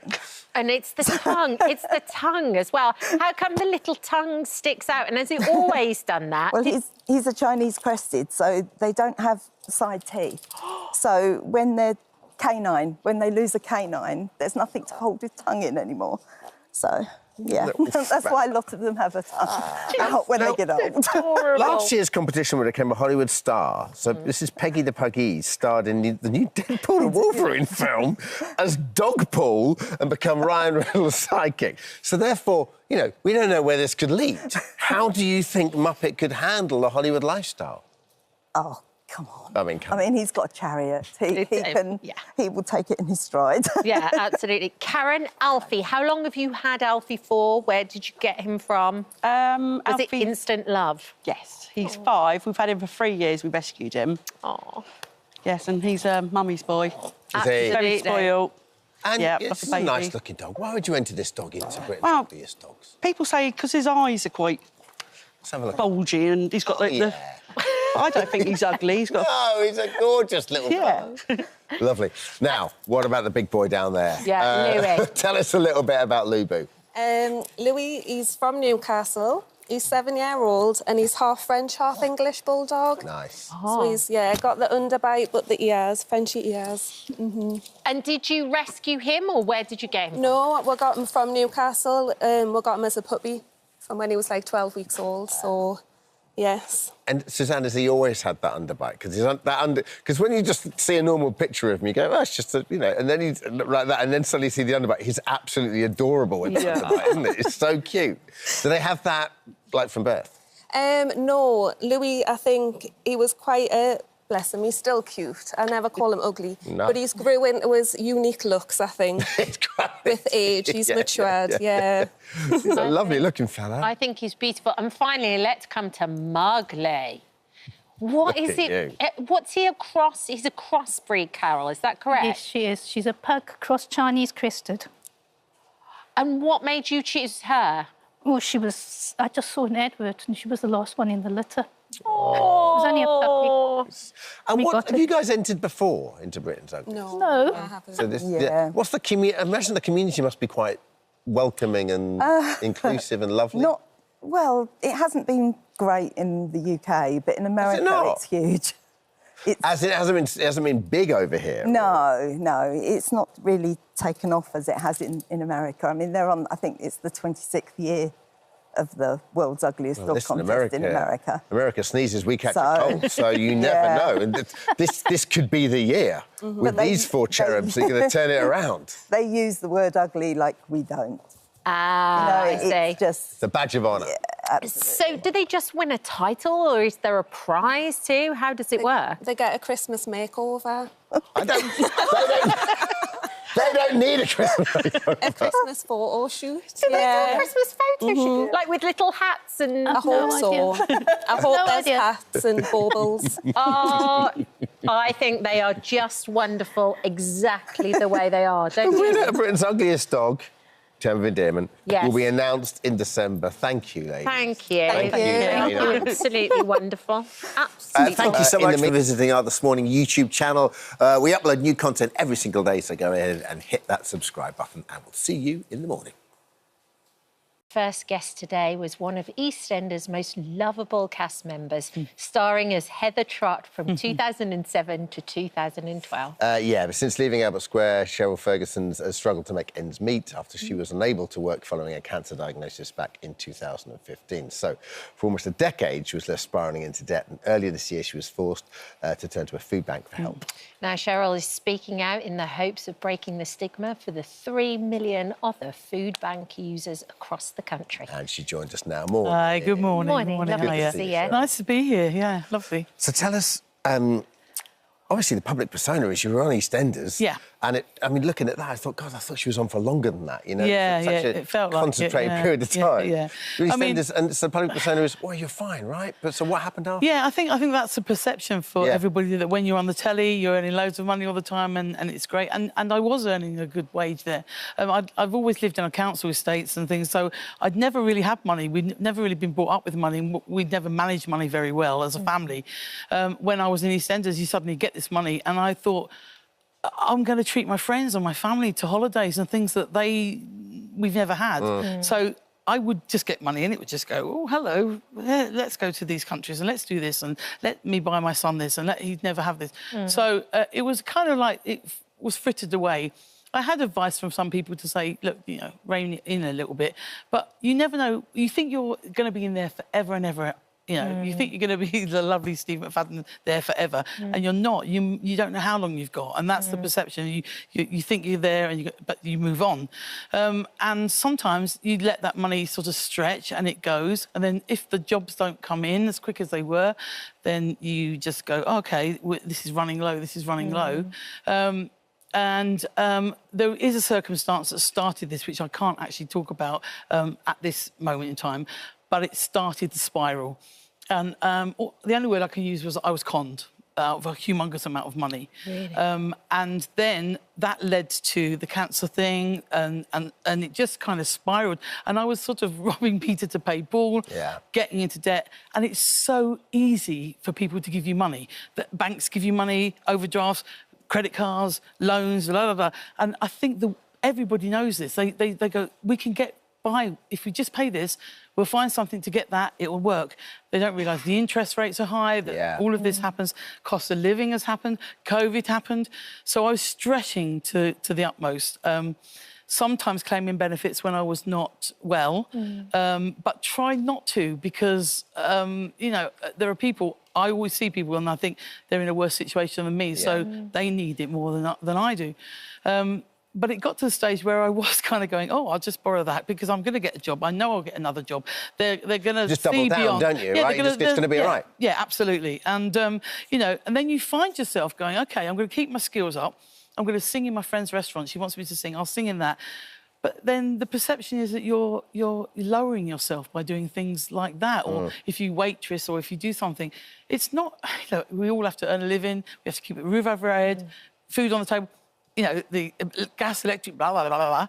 But it's not easy. And if you've not been on the telly for a long time and people are going, why aren't you on the telly? And I go, well, it's not my fault. I go, you know, not me that makes that decision. I'd love to. And I'm very, very, it's very blessed. Kind of hard to answer that question as well when people say it, isn't it? It is. And, you know, they go, oh, you'd be really great. Because I live up north now, so you'd be really great in Coronation Street. You know, you could play this and you could play that. And you go, I could, because I'm called an actor. Do what you like. You know, I do what I like. But it's just other people's perception. Heather was such a great character that people...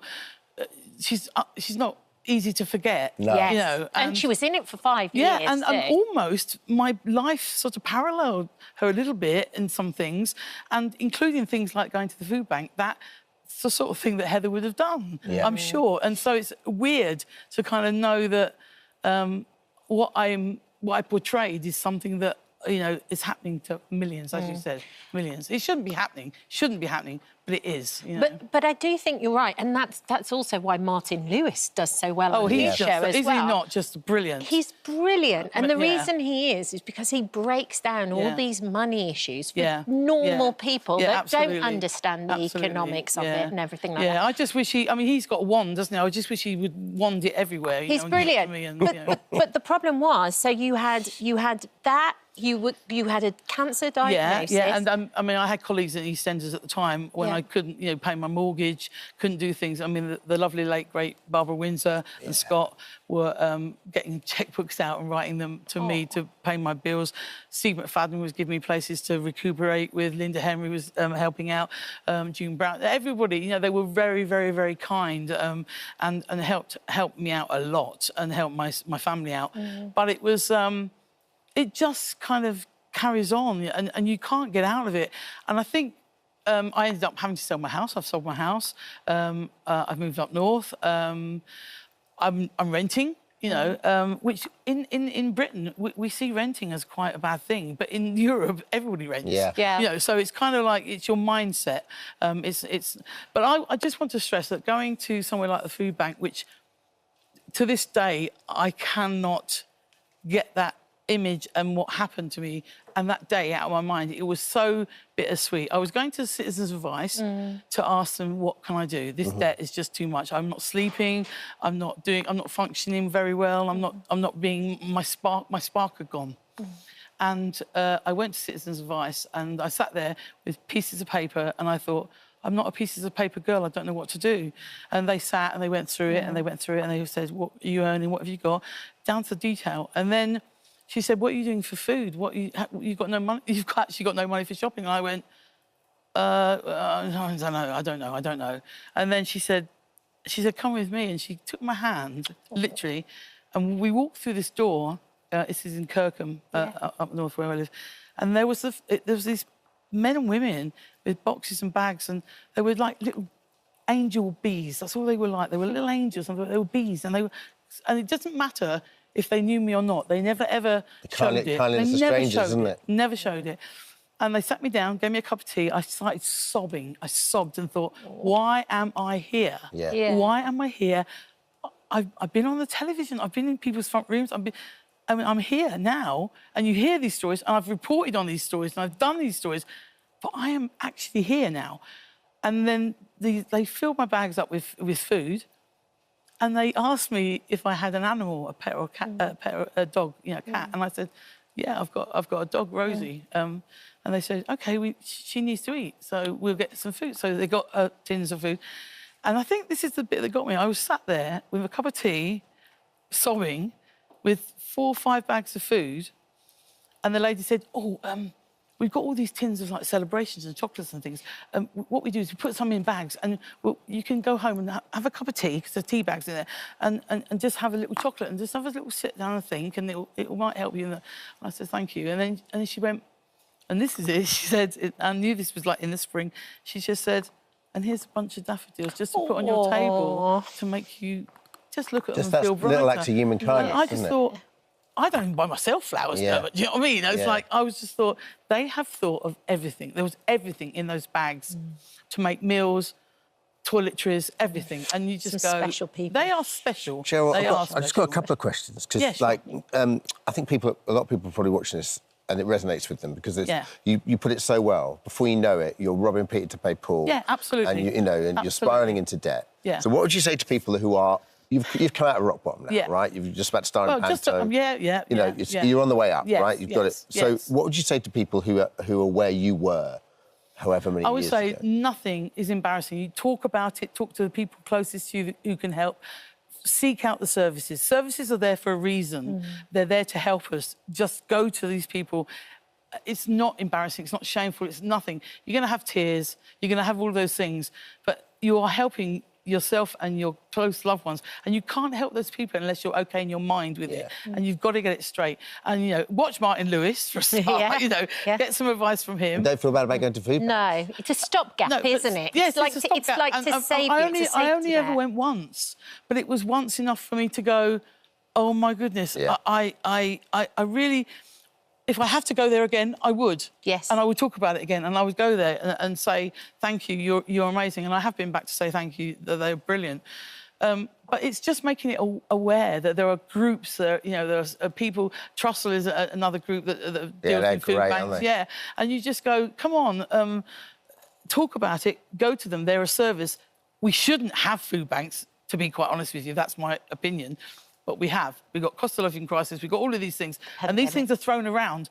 But the reality is, you know, I have delved down the settee and gone, oh, there's 50 pence. Yay! That's brilliant, you know, and I'm sure I'm not the only one who's done that. So, and I think it doesn't matter who you are, whether you've been on the telly, whether you're a politician, whether... I'll tell you what, nurses use food banks. That, to me, is like, what? Yeah. They are going... We're going to the NHS. They're serving us and they're doing us a service, and at the end of the day, they go off their shift and they have to go to a food bank. Yeah. What is that about?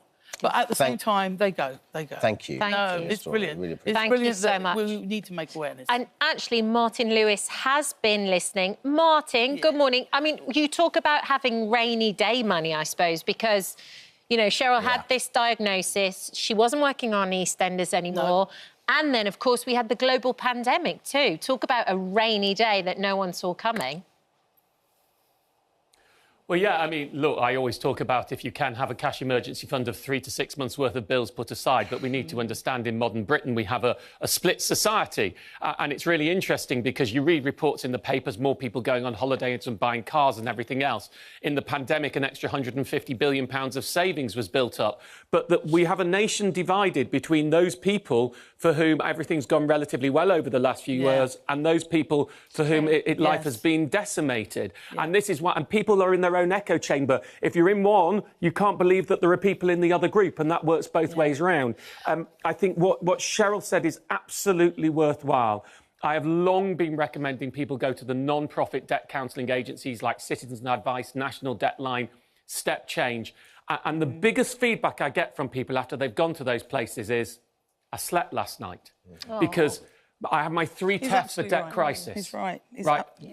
The first one is, can you meet your minimum repayments on everything? Can you make just the very minimum on everything? The second one is, do you have more than a year's salary of debt? If you've got a year's salary's worth of debt or more, and I'm not talking student loans or mortgage, I'm talking other forms of debt, and you're not meeting your minimum payments, then you probably need to go and get debt help. And the third question, and probably the most important, is, are you struggling to sleep or having depression due to your finances? It is incredibly common. I mean, I don't want to build this up, but some people say to me, oh, it's just money. It is not just money. Money is at the core to the well-being in our societies. Through my Money and Mental Health Policy Institute charity, in England alone, and I need to be careful how I phrase this, 400,000 people, the last data we had, which is just over a year ago, contemplated taking their own lives due to their finances, and 100,000 people attempted it. It is not just money.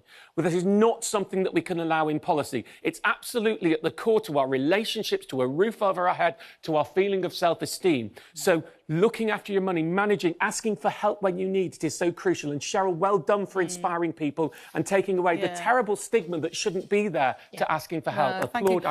I mean, thank you. But money's not a dirty word, Martin. No. It's not a dirty word. And then those that have money and those that are, you know, have got it, fantastic. I think when you have it, don't take it for granted. Don't take the people around you for granted. And just be aware that there are people not in your circumstances you are in an amazing circumstance. When I'm working, I go, God, I'm so blessed to be doing the job I'm in. I love it, I love it, I love it. And it's my sanity. And when your home should be your castle, and it should be your sanity, and the people around you should be your support. But some people haven't got it. No, they haven't got that. And it's, you know, it's help, kindness. We're called humankind for a reason. Humankind, just for sure. That's so nice. You were just talking about how amazing your job is when you have one, and you're in Panto. Where? When? Yes, Peterborough from the 14th of December with my son. Excellent. We're doing Panto together. He's Buttons, I'm Cinderella. I'm Cinderella. I wish I was. Oh my goodness me! Oh, no, you're not. No, I'm a lovely old fairy. Nice piece of casting. Yeah, so like your style. Thank you for coming on, and thank you for chatting to us. Martin will be talking to him a little bit later on. If Cheryl's story has struck a chord with you and you need support, all of the information you need is on our This Morning app. Thanks, Cheryl. You can head to our website as well, itv.com/helplines. Thank you for visiting our This Morning YouTube channel. We upload new content every day, so go ahead and hit that subscribe button so you don't miss out, and we'll see you in the morning. We certainly do have a long way to go, for sure. Samantha Fatts and Jay join us now. Morning. But what is so brilliant about this show, we do have a long way to go, I do agree with you, but it at least gets the conversation going. Is that one of the reasons you wanted to be a part of the show? I think one of the biggest things that I get asked from my non-disabled friends and colleagues is, you know, we don't want to put our foot in it. We don't want to say the wrong thing. It's not that we don't want to interact with disabled and neurodivergent individuals. It's just that we're all maybe a little bit too British and we don't want to upset someone. And I totally understand that. But I always say, you know, you avoiding that uncomfortable, you know, disability taboo subject. A conversation is actually marginalising already a, you know, marginalised group. And I guess all three of you also, you can tell when someone is saying something, the motivation behind someone saying something, between an innocent mistake about how language evolves, for example, and someone who is, you know, has got a bit of an edge to it, I suppose. Yeah. So usually I find it's better to ask what kind of language they want to use on us, because I think a lot of the time, for example, the word, the M word, I want to say it, midget, is offensive to a lot of short stature people. And a lot of people don't know that. For a long time in school, people would make fun out of people with short stature, including me, and now it's known as to be a bad word. But a lot of people don't know it still. So it's all about asking the right questions as well. And I think that's what your show does so brilliantly. Like, Jay, we were talking this morning. I was watching the first show, and it had never even crossed my mind that doing dating apps would even be difficult, because basically I'm so old that dating apps weren't around when I was dating. But also, you tend to think of the physicality, like the difficulties you would face physically, but you don't think about it emotionally. No, you don't. I think with the way that dating apps are now as well these days, everything's very accessible. So in terms of, you'll see it anywhere when you know, if you stream it and watch it on iTunes. But we do talk about like our experiences, even though that we've had very different experiences within dating and relationships. And are those fun experiences? It is quite hard. Are those like, are some of those experiences, like, are they kind of like just war stories that you tell? Like, oh, yeah. I think plenty. Get those espresso martinis in here, come on. Yeah, there's also a late night version of this show, believe you me. I think it goes from, you know, negative attitudes, so your insensitive, ableist ignorance that you often get, but also the practicality. So for me, I went through a phase of going out dating. I was like, come on, Samantha, you got to do this. I went out, but, you know, living in London, getting taxis everywhere, and then going on a date that A, didn't have an accessible bathroom, then going on the date and really not liking the person, then thinking, oh, blimmin' it, paid for that now, and I need to pay another 40 quid to get back in a taxi. And I was like, I couldn't physically do it anymore. You know? So there's so many different barriers that disabled people face, and it's so different depending on that individual. There's 1.3 billion disabled people globally, and I think we need to take that as face value. You know, get to know that individual. Yes, we may have our disability identity, but we're humans at the end of the day. You know, and our lived experience will be very different. All our lived experiences are very different, and that's what's been beautiful about the show, is that, yes, we all have this label disabled, but we're so different. And that's beautiful, you know? You know what was interesting watching the first one was thinking even of the safety aspect of it as well. Like, you'd have to think about how safe you were going to be on a date anyway, if you were going to... But then you guys have another layer to that as well. Absolutely. I mean, I've been preyed upon by people who may, you know, like me purely because of my disability. I was going to say the fetishisation. You say it again 3 times fast. Is that even... Did I get it right?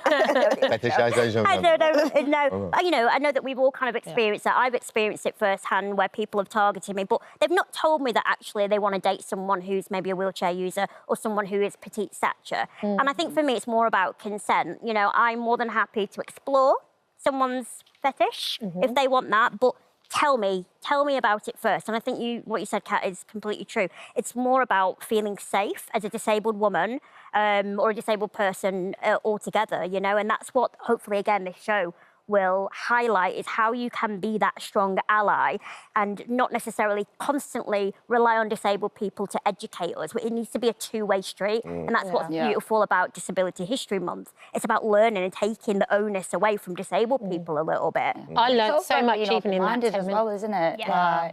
You've got to be, as long as you go about it in the right, correct way, in the correct manner, ask all the questions, and, you know, you will get the answers. Like, this show for us is more of educating, but in a light-hearted manner, rather it all being... Because we didn't want it to be like a pity party, did we? No, we we wanted didn't. it like, you know, because sometimes disability is looked at in a negative light rather than a positive light. So Well, who does that reach, right? I mean, Yeah. You know, because the last thing you want for this, I suppose, is just for disabled people to be watching. Mhm. You need other, you know, like any form of History Month, like you need people, you need the wider message to be put out. Yeah. Oh, yeah. How far do you think representation has come in the last 10, 20 years? I think it's definitely come a long way, but there still needs to be a lot of work. To say that we are the first disabled-led chat show in 2024 it's great, yes, but at the same time, it's like, why did it take so long? You know, kind of thing. But I'm happy. Heading in that right we're direction. heading in the right direction, which is exciting. How easy was it to find the chemistry? Because so much about what happened, like, was there anything that you're like, OK, that's off topic, I'm not going to talk about that? I'm getting the sense nothing was off topic. The crew made us feel super comfortable, and it gave us the space.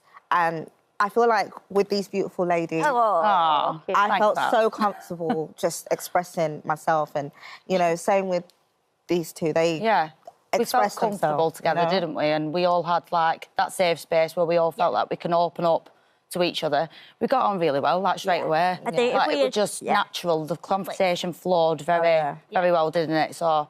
They should have had cameras in the dressing room, put it that way. It's always the place. It's always the place. You know, one thing that struck me, especially with you, Samantha, and Fats, is that just how the world has evolved. But at the same time, it's when you're at home, you're reading my notes, well, at home I'm just a normal person. Yeah. So everything is set the way I need it to be. It's only when you leave the house you're aware of disability. So disability is essentially a social construct. Like, I'm disabled by the environment, so my home is completely adapted to me, so I'm self-sufficient. Yeah, of course, I've got brittle bones, that's my condition, that's what I was born with. But in my home, I don't see myself as disabled. I've got, you know, automatic windows and automatic front doors and, you know, a kitchen that's lower counter. In fact, will be very similar. But as soon as I step out my front door and someone's blocked my, you know, path with their car, or the lift is broken because someone's vandalised it, that's when I become essentially disabled. Such a good turn of phrase, that, disabled by your environment. Yeah. I completely agree. And so many people say to me, I don't see you as disabled, but I'm in a disabling world. So, of course, I'm disabled. They just say, oh, I just see you as short. But me being short in a world where everything is not adapted to me, it disables me. So... See, we're getting take-home already? You'll learn a lot from this series. Yeah, you will. Series. But I love just watching you as three women chatting together as well. Yeah. It's absolutely brilliant. Amazing stuff. The first episode of Unfiltered Women is available now to watch on ITVX. Thank you, ladies. Thank you. Christmas mark. I know. Want the wine. Thank you so much for visiting our This Morning YouTube channel. We upload new content every single day, so go ahead and hit that subscribe button, and we'll see you in the morning. Listen, before all of that, what's with the pen? I was like, let's get going. So extra. I love it. Now, before all of that, it's panto season, you know. I don't know if you know, it's literally around the corner. Oh, no, it isn't. Oh, yes, it is. Rehearse that with you. Do you want to do it again? Yes. OK, let's go back to the beginning. Here we go. Before all of that, though, did you know panto season is just around the corner? Oh, no, it isn't. Oh, yes, it is. And Jamie on camera too. Smash that. Yes, Jamie. Oh, yes, it is. And who better to get us prepared than the most qualified man for the job? Jefferson Parler is one of the first people who have completed a master's degree in pantomime.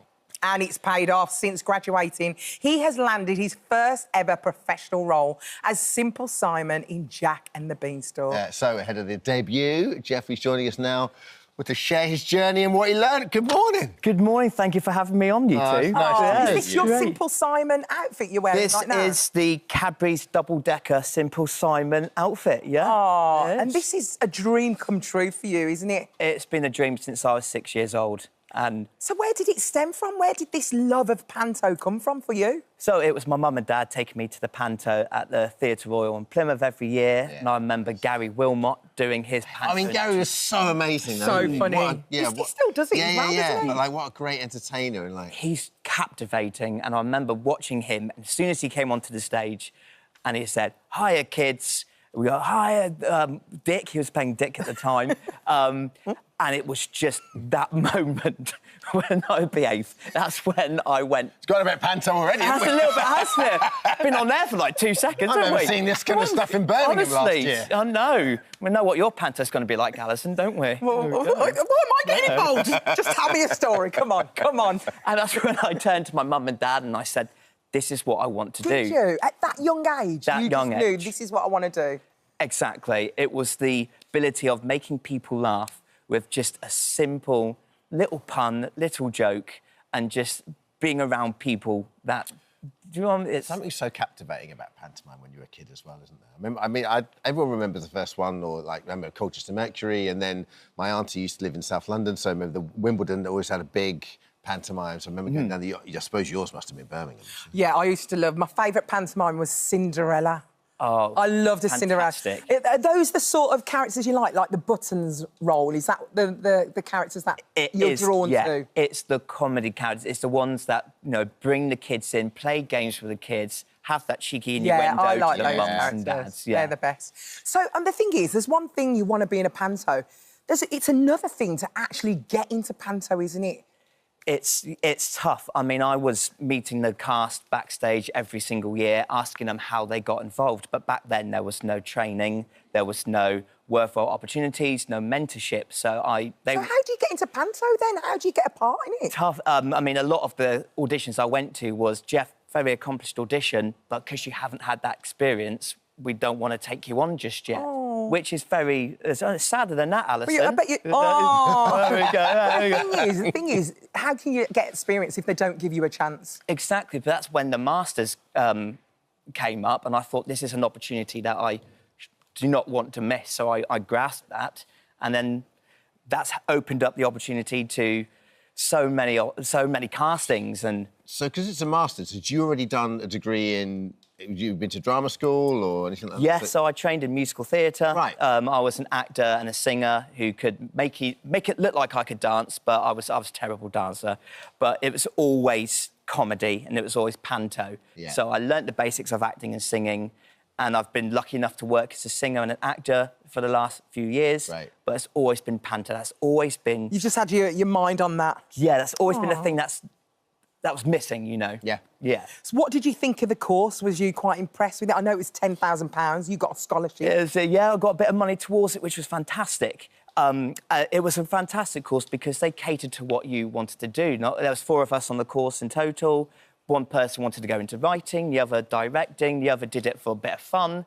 So they catered the course to what you wanted to achieve. So for me, in particular, it was comedy techniques, looking at comedy timing, looking at how to deliver like the ghost gag, the it's behind you gag, because that's all stock routines that require specific rehearsals. That's mad, isn't it? It was bonkers. I didn't even know you could have a degree on panto. No one gave me a degree in panto. You don't need it. You're the panto queen. Oh, Come thanks, on, Bob. you've got this. Thank you. But you didn't necessarily...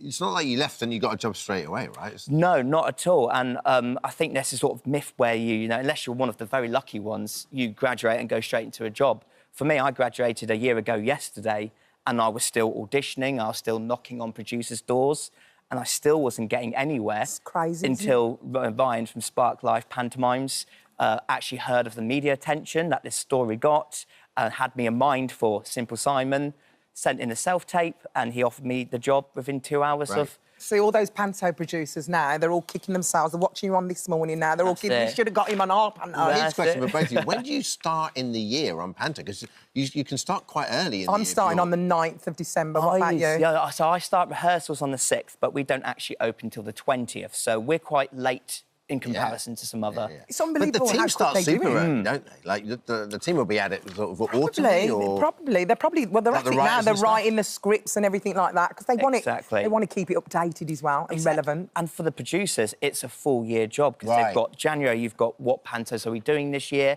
who are we going to cast, logistics, what's the set going to look like, what music can we use, can we get the rights to the music? Also, it's popular music, so what's in the charts, what will kids like, and also what will the adults like? So it is, for producers, Epic it's a production, isn't it? 365 days. Well, that's when I went to see Al last year. Like, you walk in and I knew it was going to be big, but it really took me back as to how like the bells and whistles, like Yes, the yeah. giant in Jack and the Beanstalk. You loved it, didn't you? Oh, my God, it's incredible. I could see you in the audience as well. Loved it. So you've got your big dream. Tell us where you're going to be. So I'm going to be at the Corn Hall in Diss in Norfolk, which is actually where my dad grew up, which makes it kind of special. Congratulations. It's a nice town, Diss. Thank you as so much. well. Beautiful. You got your dream. place. Are you going to do some exercises with us or something? What are you going to do with us? Well, let's get you up on Yeah, your we feet. want to train in panto. Come on. What are we going to do? Yeah. You'd know Give a him a bit round of of applause. this. Let's just give him a bit of encouragement. That's it. So, yeah. Good luck around here. So, Alison, I'm going to start with you. Yes. OK. What do I need to do? This is the, oh, yes, it is, oh, no, it's not technique, you were OK? born to do So I want you to come up with, like, a statement. Maybe, like, I'm the best presenter on daytime television. Something like that, you know? Okay. Yeah. No, I've got what I'm going to do. Yeah? Yeah, you got this? Yeah. Yes. Did everybody know that Jefferson is in panto? No, he's not. Oh, yes, I am. Oh, no, he's not. Oh, yes, I am. Oh, no, you're not. Jamie's good, isn't he? He is really good. Jamie's all over it. Spot Camera on. 2. He's got this. Very good. Give her a round of applause. Thank Very you. nice. Thank you very much. Dermot, it's your moment. Your turn. Do I need to- Come on up. OK, so this is called the It's Behind You I see. technique. Yeah. OK. Oh, lovely. And your line is, oh, no, it's not. Yeah. But OK, I can do that. we have got a very special guest to help us out with this Oh, one. yeah. OK, very good. OK. Cue in our very special guest. Here we come. Oh, goodness. There we go. Who's in there? There we go. So, Who's that? So, I want you to... there is a horse behind Dermot. It's behind you, Dermot. Oh, no, there isn't. Oh, yes, there is. Oh, no, there isn't. Oh, yes, there is, Dermot. Look. There's no way there's a horse behind you. Oh, no, Dermot. Brilliant. Can the horse There you reveal go. themselves? Reveal yourself, horse. Oh, no!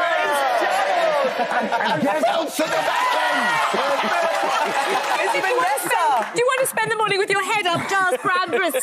And you know what the answer We all is? do. Yes, That's obviously. When I talk out of my behind, people often say, who do you sound like? And now we know it's Vanessa. But I think this is so wonderful, you know, because pantomime is the only unique contribution from this country to world culture. No, but every other country's got ballet, opera, but we're the only people who've got panto. Giles, have you done panto ever? I have done panto. Baron Hardup in Cinderella. Barbara Windsor was the Fairy Queen. Bonnie Langford was Cinderella. What a Brian time to be Conley was alive. Buttons. Vanessa? What about you, Vanessa? Excuse me, the genie of the ring at Woking, Oh, wow. John Inman as Widow Wanda Twankey and Gary Wilmot as Aladdin. Come on. These were the Come glory on. days. I know. That was the time. I know. Well, listen, we've run out of time. Thank you so much, everyone. Oh, no, Good we luck in haven't. Thank you. Good luck in panto, Jeffrey. Well done, mate. Good Thank you luck. so much, guys. Thank We'll see you you. very shortly. Hi, everyone. Just wanted to say thank you for visiting our This Morning YouTube channel. Now, listen, we upload new content every day, so go ahead and hit that subscribe button so you don't miss out. And we'll see you in the morning. For all of that, 2 months ago, mum of 5, Alice Webb, tragically died after complications following a liquid Brazilian butt lift procedure carried out here in the UK. The coroner stated the medical cause of death could not yet be confirmed as further investigation is needed. 2 people were arrested on suspicion of manslaughter and have been released on bail. We're joined now by Alice's partner, Dane Knight, who's here alongside journalist Chris Summer-Horton, who's fronting a new ITVX documentary on non-surgical cosmetic procedures. And we've also joined by cosmetic physician Dr Manav Bauer. Thank you very much for being here this morning. Thank you. Good morning, Dane. Thank you. Thank you for coming on the show. Can we start off? Can you tell us a little bit about Alice? Who was she? Who was she? Yeah. Well, she was a loving, caring mother of 5. Yeah. She was loved and adored by many in the community and beyond. Which that showed on, you know, on her day when she was put to rest. Well, listen, we're so sorry for your loss, mate. So what were your thoughts when you first heard she was going for the liquid? I didn't know until obviously we had the call from the hospital to get there, which I think was, you know, which is a scary part for most people or family members when someone goes for that kind of procedure. You know, it can be secretive or you know, it's done in privacy, and maybe they go without getting it done without people knowing. Yeah. You know, until it's too late. So, you know, it's yeah, it's. I didn't know it was too late until we got a call from the hospital. Yeah. Because obviously you hadn't spoken to her, had she done her research, do you know? Had she looked into it? Yes, research was done. There was 2 types. As far as I know, excuse my terminology, there's the Turkey one, and then there's the UK one, the filler, and then the other one, you know, as far as some were concerned, the UK one, the filler one, was safe. Yeah. And what sort of person was she? The sort of person who would have taken risks, or you? Oh no. You think exactly right? So she No. would have done her research. She would have done her research. She would have looked into it as much as she could have. She wouldn't have risked this. No. Even that 1% chance, you know, of not seeing her kids again, she wouldn't have risked that. Yeah. And she, obviously, she has 5 children that she's left behind. But you want this to be a cause for change, don't you? What would you like to happen? I know you're pushing for a law called Alice's Law. Yeah. 2 things. I think I would hate to see another family go through, you know, more kids saying, you know, burying their mum. Yeah. Another partner burying their partner. Another mum burying their daughter, and so on and so forth. I know, such as Ashton Estate Faces have been trying to push this now for a long time, which we didn't know. Yeah. Because it is not common knowledge. And obviously now, you know, we're starting to learn more. You know, more stuff's starting to come to light, but it's just not common knowledge. More needs to be done. Thanks, Dave. Let's bring in Cree. Obviously, the cause of death hasn't been confirmed, but... And this is, like, you've been going down this rabbit hole for a while, so this raises questions around BBLs. Tell us about your research and the documentary. I mean, I've been investigating this for over a year now, and it definitely begs the question as to if these procedures should even be done at all. For over a year, I've been speaking to victims who have luckily survived, and as we see in Dane's case here, these people are the lucky ones. Yeah. So when these procedures are advertised as safe, risk-free alternative, it's definitely not the case. And I think that the viewers at home need to know that it isn't safe, and people definitely need to do their research before feels like the Wild West out. It does. It really is. Because you went undercover, didn't you? You were doing all your research, and actually someone can be qualified to do this in just a day. That's amazing. Yeah. Isn't that shocking? It's set up tomorrow. Yeah. Yeah. And I went on one of these training courses, and I think the red flags started before I even got there. They didn't ask me if I had any qualifications, any proof of experience. The thing that was really shocking when we got there was the fact that it was a house. It was advertised as a clinic. And there was only half an hour of theory before the first model arrives. Now, this model is an actual person. It's not a dummy. It's a person who's paid to be there, just at a discounted price. And you'll see in the documentary that it's actually so difficult to watch in the sense that she's in agony throughout the procedure. She's in agony. And we show this footage to an actual surgeon, and it reduces him to tears. You know, it was described as a catalogue of hazards, and I just couldn't put it into better words. It was just so disturbing. Before we go to Dr. Bauer, would you want regulation, or do you just think they need to be outright banned? I mean, I spoke to Wes Streeting, who's the Health Secretary, and I think now's a really good time to point out that the previous government were looking into introducing something called a robust licensing scheme, which essentially would mean that these procedures would be categorised into red, amber and green. Right. Red being the most dangerous procedure. All cosmetic procedures. All cosmetic procedures, right? So red would be the most dangerous procedures like your BBLs, and that would mean that they would only be able to be performed by medical professionals. So I took that to Wes Streeting, and you'll see in the documentary, to see if this government is looking to do something similar and if there's a time frame. The frustrating thing is that he couldn't give me a time frame. He assured me that he is looking into this. The really sad thing about it is the lack of urgency. Yes. And I think that that's the thing that is quite frustrating for everybody involved, isn't it? Let's bring in Dr. Bauer. Thanks for joining us, Doctor. Can you just explain exactly what is a liquid BBL and how it differs from a surgical procedure? Yes, absolutely. And firstly, Dane, I'm really sorry to hear of your loss. It's tragic. Thank you. And the difference between a BBL, so a liquid BBL, is when we take a soft tissue filler or a dermal filler and we use that and inject it into the buttocks to volumize.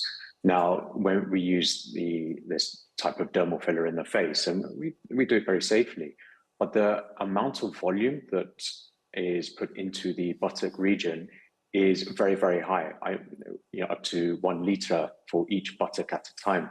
And just to give you some perspective, where let's say if I'm doing a treatment for a nose using dermal filler, I'll use maybe 1/2 ml. So you can see it's very, very high volume.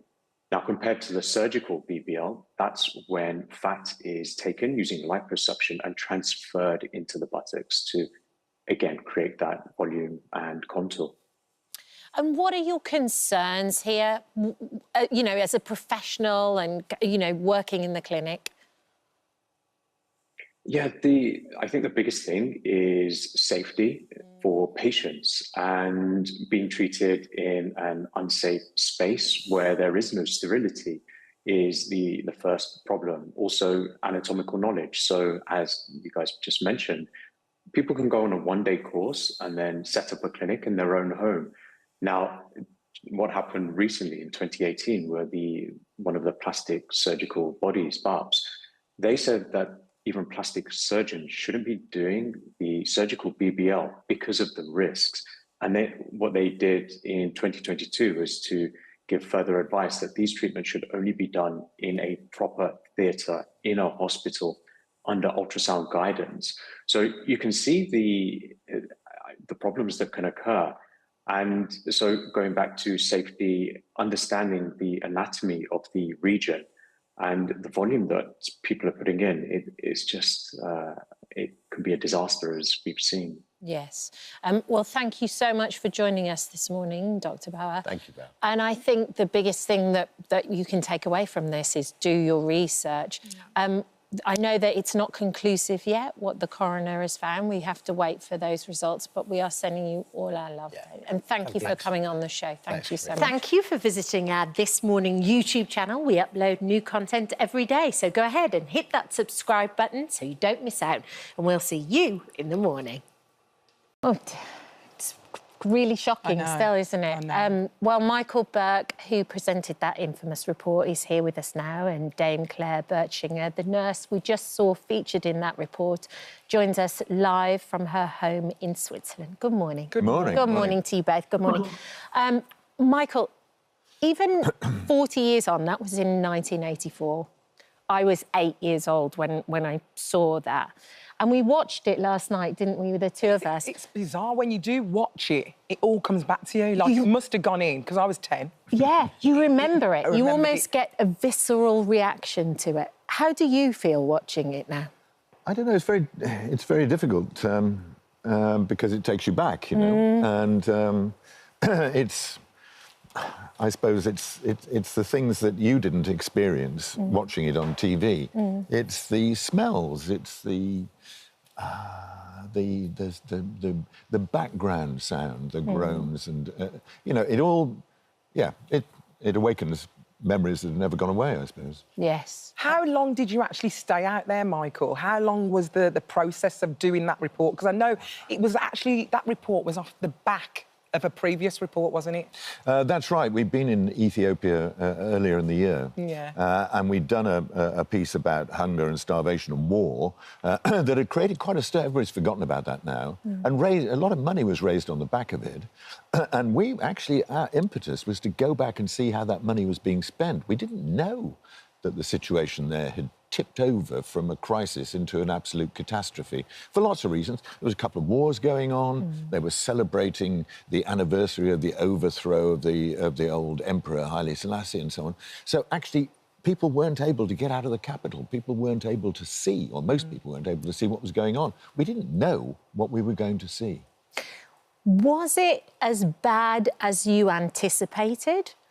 Or did you expect it to be a better situation than it was? When you first walked into that the closest thing to hell on earth, what went through your mind?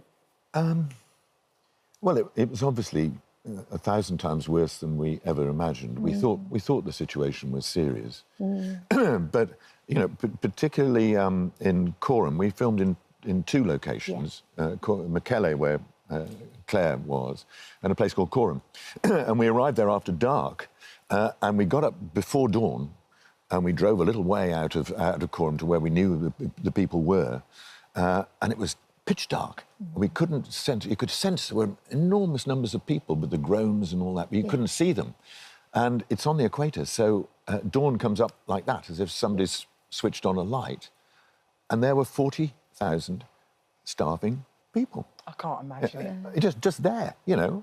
And as soon as it became light, they started bringing the bodies of those who died in the night and laying them out in front of us, not because they knew we were there or we were filming or anything, because it was the only empty patch of ground.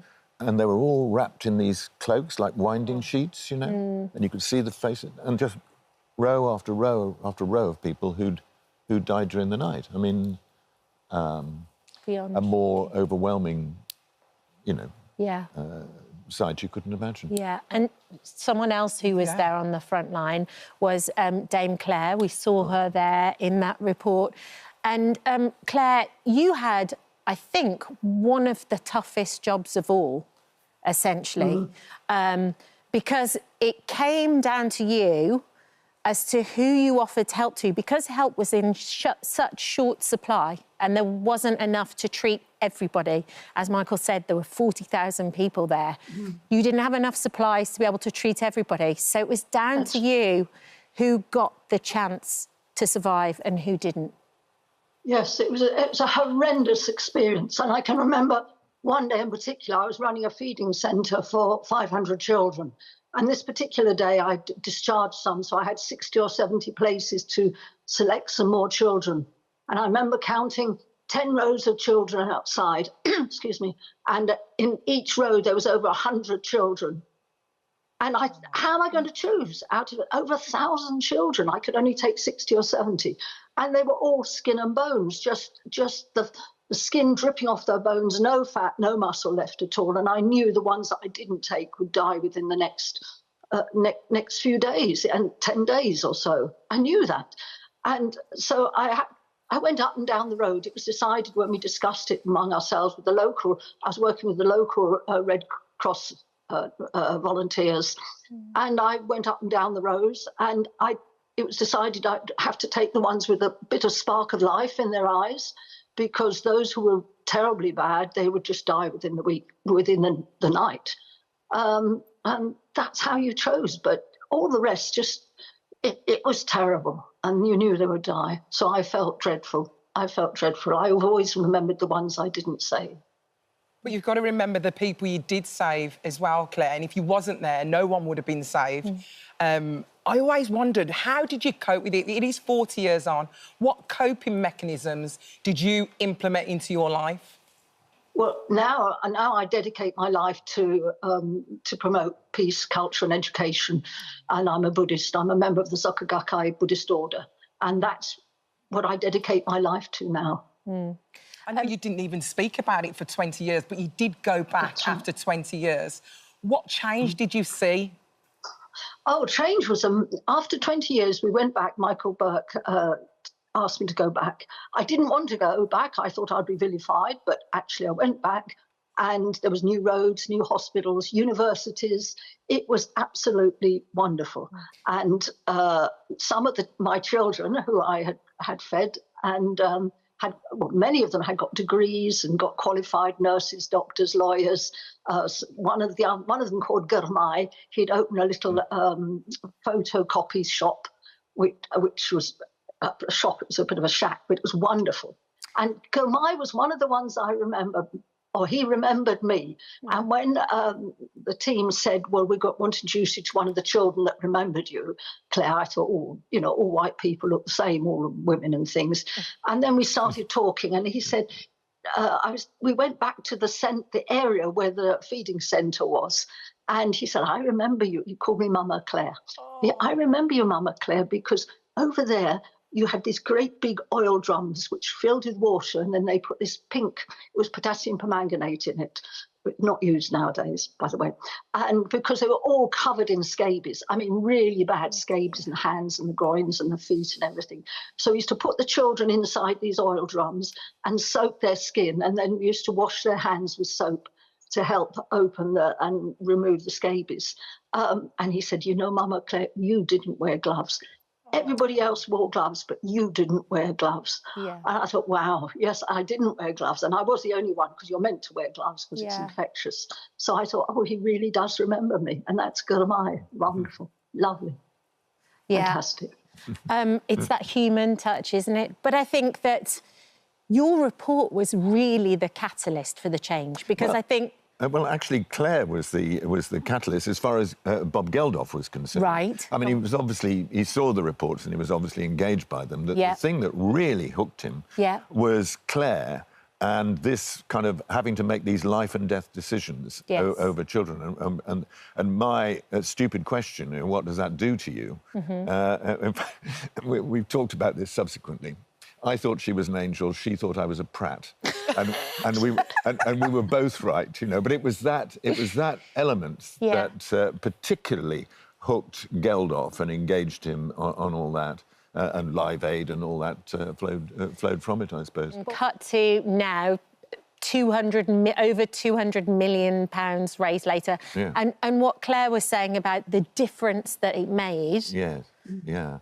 Well, I mean, it was more than that. I mean, everybody homes in on Live Aid, which was the biggest shared experience in human history, that concert. Yeah.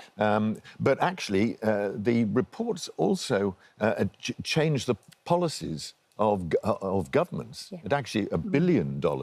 It's the biggest rescue operation in history. So, an awful lot flowed from that. Yes, but it was everybody at home just even picking up the phone and donating. It was internationally. It was absolutely. I'll never forget it. Yeah, and it was actually 8- and 10-year-old kids who got involved. Was it? People like you. Yeah, it was. Yeah. Well, the remix is out. Have you listened to it? What do you think? But you think you're in it, aren't you?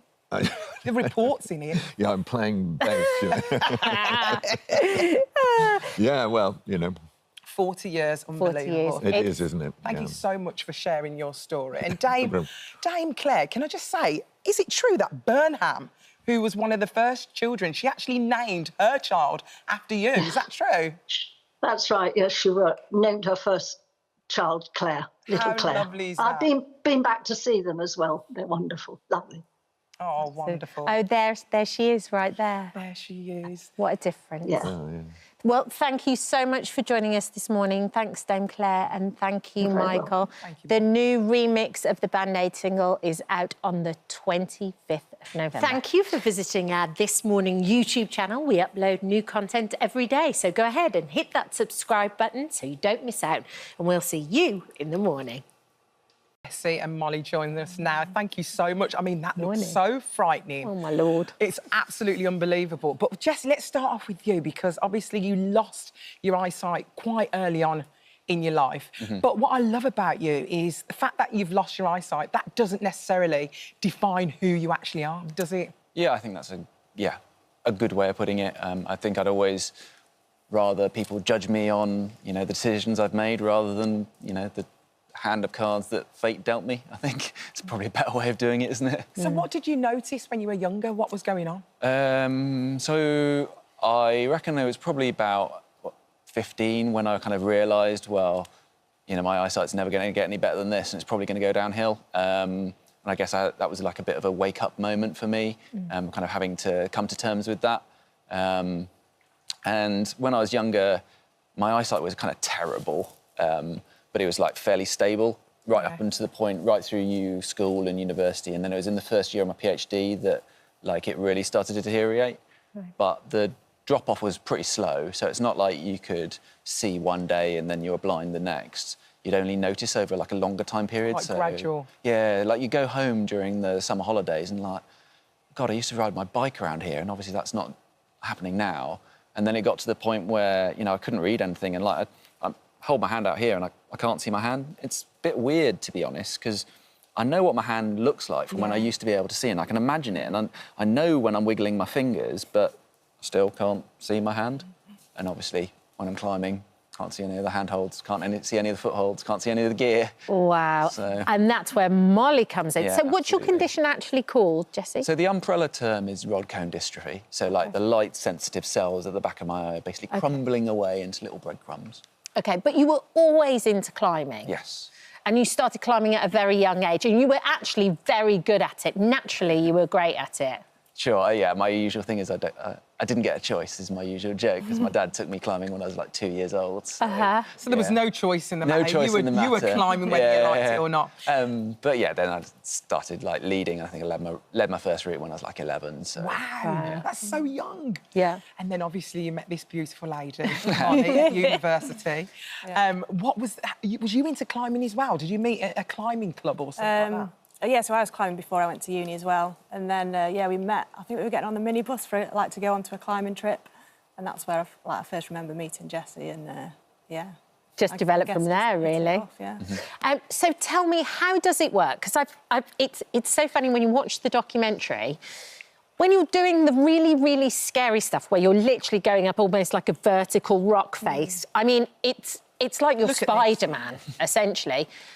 You almost forget that you're blind because you're doing it so amazingly well. But at the beginning of the documentary, you're kind of doing run-of-the-mill average things and answering your phone and doing things like that. And then, of course, you suddenly realise, gosh, you really are blind. Yeah. So how do you manage to make climbing look so easy? Quite a lot of practice, I think, is the main thing. So I think I'm very good at having a 3D awareness of where my body is in space. Right. And you don't get any extra information. It's not like your ears get more sensitive when you lose your eyesight, but you learn to pay attention to your other senses. And that sense of balance and you're having proprioception, having where your body is in 3D space is really important.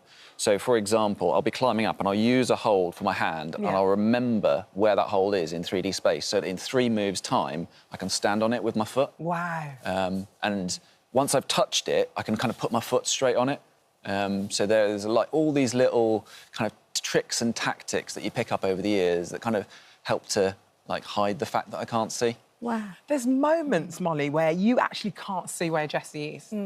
That must be so frightening for you. I mean, that's your partner, that's the person who you love. He proposed to you on a mountain. Do you know what I mean? This is the man you've got to protect. What's it like in that moment where you can't see what he's doing? Yeah, so it can be pretty scary. Obviously, like, you can start up and then, like, climb around a corner. He's just completely out of view. And I've just got to trust that he can find his way and make himself safe. Because obviously I climb up after him. So if he can't find anywhere to make himself safe, that's obviously not great for me. That's putting either. both of our lives at risk. Wow. So it's down to, yeah. So, Molly, explain to me the procedure, what you normally do before a climb, when you're climbing, how it actually works as you guide him. Yeah. So you might be quite surprised that I don't actually say that much while he's climbing. So obviously when you get to the rock face, I kind of describe what it's like, what the scenery is like, what the like the line of the route, whether it goes up a corner or a crack or, you know, left or right, just kind of general. And then once he sets off, he's not on his own because we wear radios, so we can talk to each other. Oh, you've got the radio? Yeah. OK. But he kind of feels his way, like most of the time.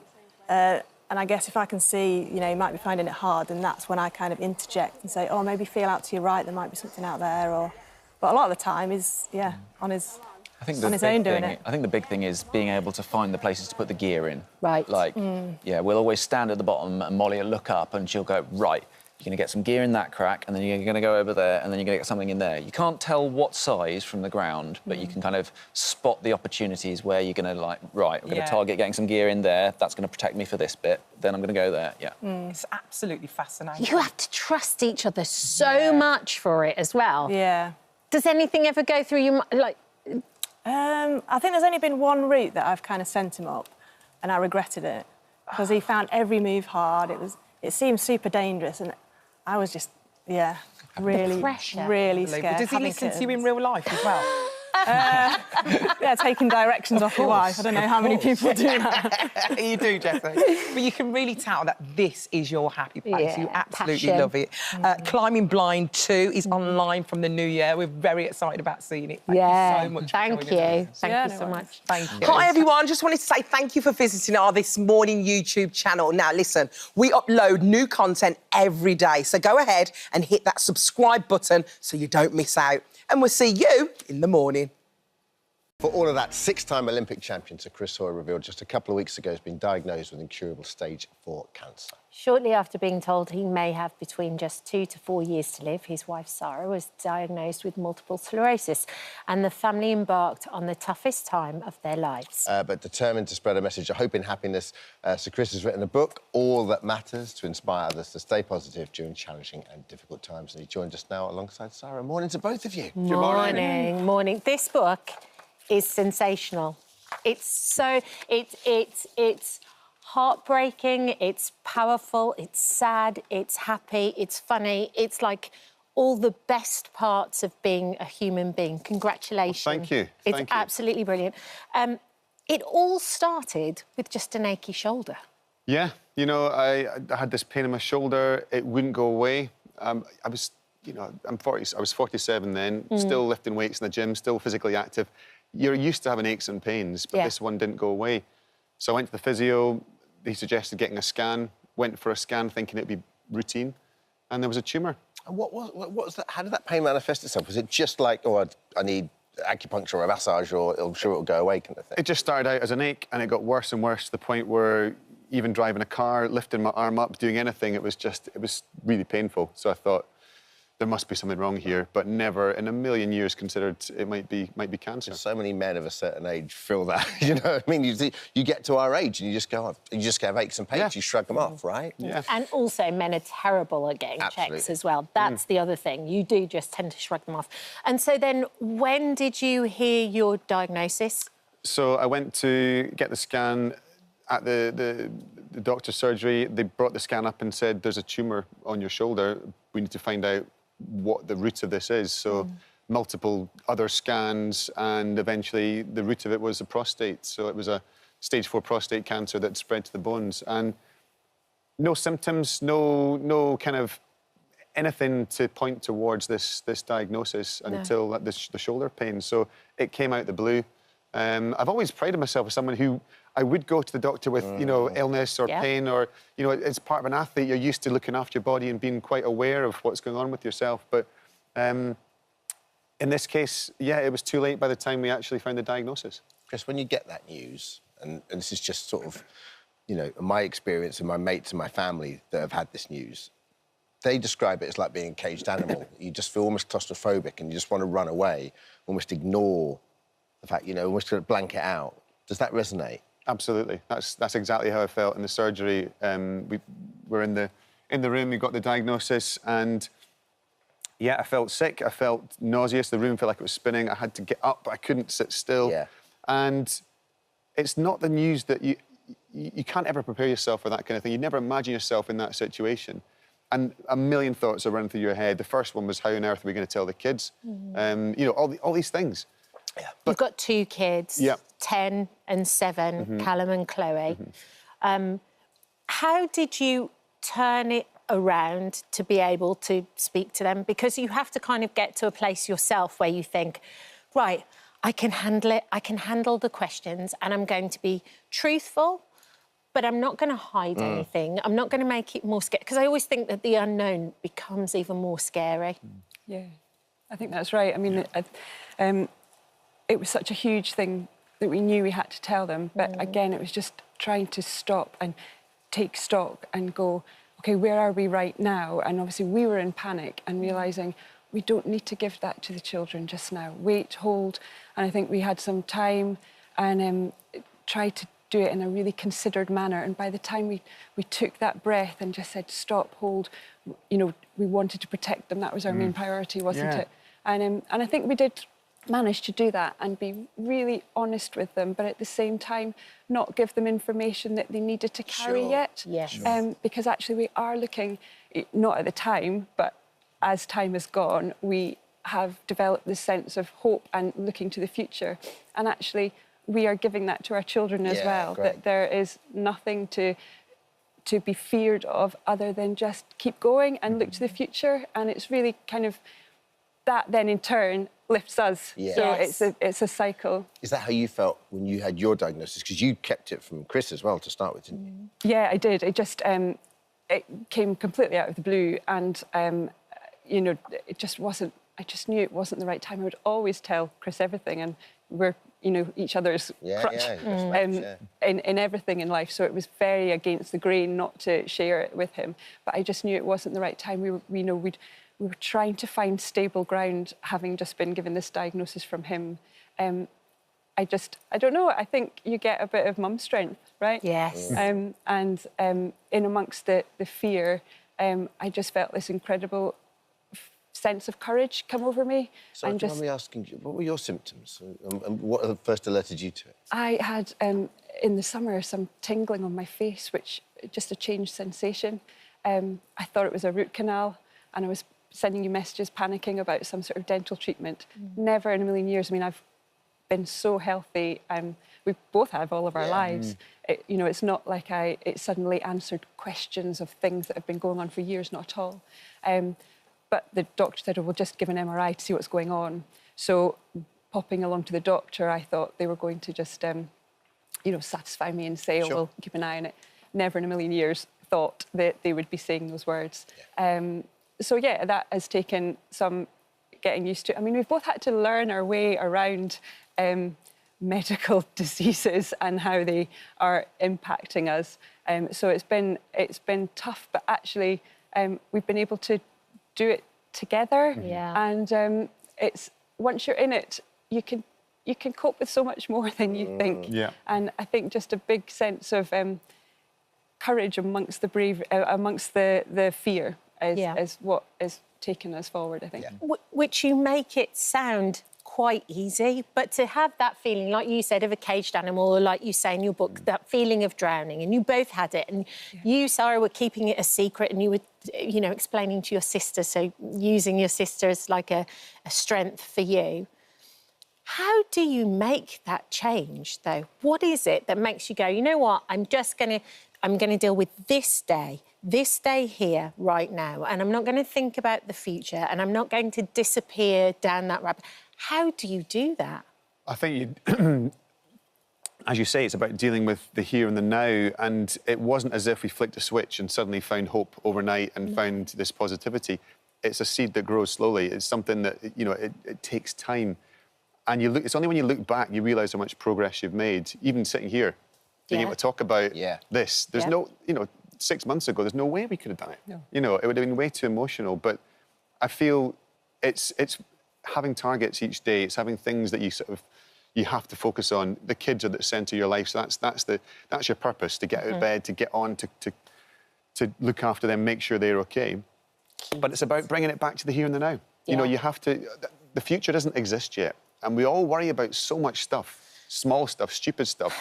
That doesn't. 90% of it doesn't even happen. Yes. You know, so why worry about it? The future doesn't exist yet. All we have is right here, right now.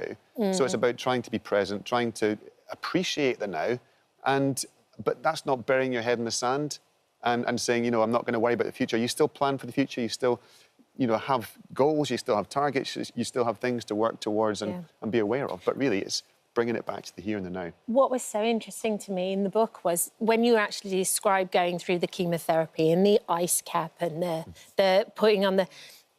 You would think that because of everything Chris has done and the 6 Olympics, you're used to kind of pushing through that pain. I'm a big softie. Yeah, that's what it is. Well, now the cat's out of the bag, Chris. That's the thing.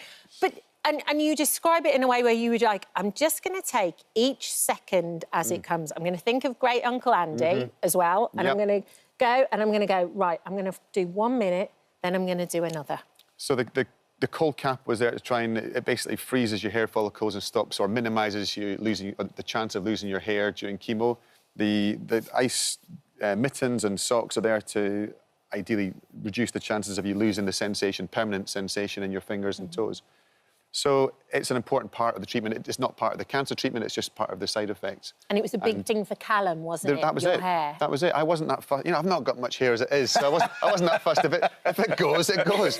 But for Callum, it was a big deal. I was quietly thinking that. Sense of priority. Exactly. So it was like, for Callum, it was important. You know, I think he was a bit... He knew of people who'd gone through cancer treatment before, and I think the thing he picked up on was the fact they lose their hair. And he didn't, I think, in his mind that, you know, I maybe drop him off at school in the morning with a full head of hair and then arrive in the evening with nothing. So he was a bit freaked out by that. At the time, we hadn't shared it with people, so actually there was a privacy aspect Yes. to Of it course. as well, which just gave us, again, we were just trying to find stable ground back then. So I think there was a duality to that, wasn't there? Yeah, and also, but yeah, you're right though about sort of calling upon the sporting strength and the mental strength. It's you know, it's not looking too far ahead. Again, bringing it back to where you are right here, right now. So the cold cap was pretty painful to put on, and the pressure of it and the temperature of it. But instead of thinking I've got 4 hours of this, it was like, can you do 1 more minute? Yeah. Yes, I can. We'll do 1 more minute then, and then you get through that, and it's like, can you do 1 more minute? Yeah, I can. We'll do that, and that's it's just chipping away, not looking too far ahead. You can psych yourself out. You can you know, basically talk yourself out of anything in life, I think. But if you focus on what you can deal with right now, you can surprise yourself at what you get through. And also, you mentioned, sorry, you mentioned it in the book as well about how you don't then make the decision. Some of the days you were said, oh, I can't do this again, and we just said, well, we don't need to make that decision now. You come back in 3 weeks' time. So instead of kind of that panic of, I can't do this, again, it's just the here and the now. Right now, you've done it. You don't need to consider it again for 3 weeks. Put it aside and see how you feel in 3 weeks. Don't make the decision when you're at your lowest. Make it when you're feeling stronger. And I think that sort of helped throughout. Yeah. Sorry, what you said really resonated with me in that and I think so many families go through this. When you find one of your family members or a friend has a condition, you do this deep dive rabbit hole, and before you know it, you become not an expert, but you become well versed in it. And that's where your hope comes from, right? Because then you can start to see the light through the woods, because you get this diagnosis to start with, and everything's foggy. And then, but the more information you find out, and this is from personal experience, the more you go, okay, no, there is light at the end of this tunnel, and who knows what's available in 2-4 years' time. Yeah, I think, again, sometimes it's too scary to look. Because you're too scared. But as time goes on, you get a little bit of courage to look.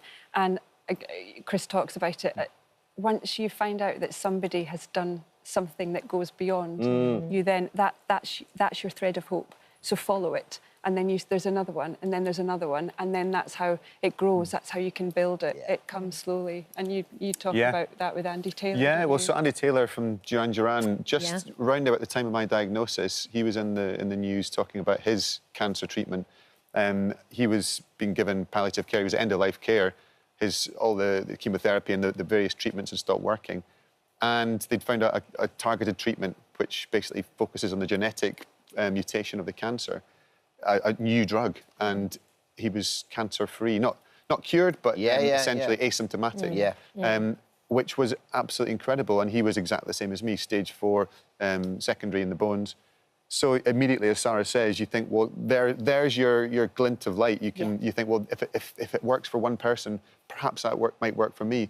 And even just so, you managed to make contact with him, and he phoned me up, and such a positive guy, and it was like, here's someone who gets he's been through what I'm experiencing right now, and he gave me hope, and just his positivity. I thought, how can you be so positive? And that was the first, in the early stages, you can't imagine yourself ever being positive again. You can't imagine yourself laughing again. You can't imagine yourself having joy in your life again. Humming, whistling. Yes, exactly. And all these things, they don't come back overnight. They take a long time.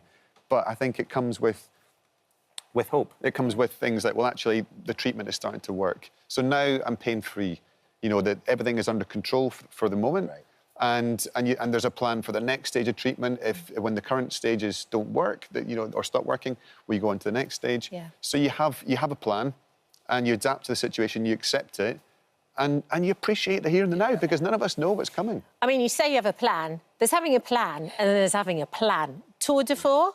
Yes. So She came up with the name, didn't She you, did. Sarah? Well, You're really the good brains in this Thank operation. you. Thank you. Yeah, and you know, that's one of the reasons of sharing the hope and finding that from somebody like Andy Taylor, who then gave that to us. I think that really helped in then you documenting the book and then wanting to be able to give that hope to somebody who today is sitting in the situation we were a year ago, where that hope is gone, and being able to shine a light on it and say, it might not be what you think, hold, wait. And by showing the Tour de Force, I mean, look at him, he's on his bike every day.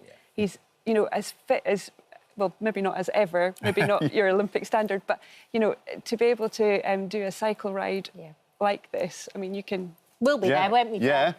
We'll get on our bikes. Paddy's Are got we us to be allowed? there. Of course. And you're training Paddy as well. Training Paddy, yeah, he's got his children in need on this week. But yeah, basically the Tour de Force, to shine a light on stage 4 cancers of all sorts, to show that actually when you can get the worst possible news, not everybody is as lucky as myself. You know, some people don't have as much time, but for now, I'm fit and healthy, and I'm going to crack on and raise hopefully a huge amount of money and change perception of stage 4 cancers, and that actually there's a lot of life left to live. Absolutely. Well, thank you so much for coming on the show today. Brilliant. Thank you. And for drawing awareness to it. And overall, more than anything, I think this is a love letter to you guys. I think it just shows what a brilliant team you are. Thank you. How amazing you are together. Thank you. Thank you for visiting our This Morning YouTube channel. We upload new content every day, so go ahead and hit that subscribe button so you don't miss out. And we'll see you in the morning.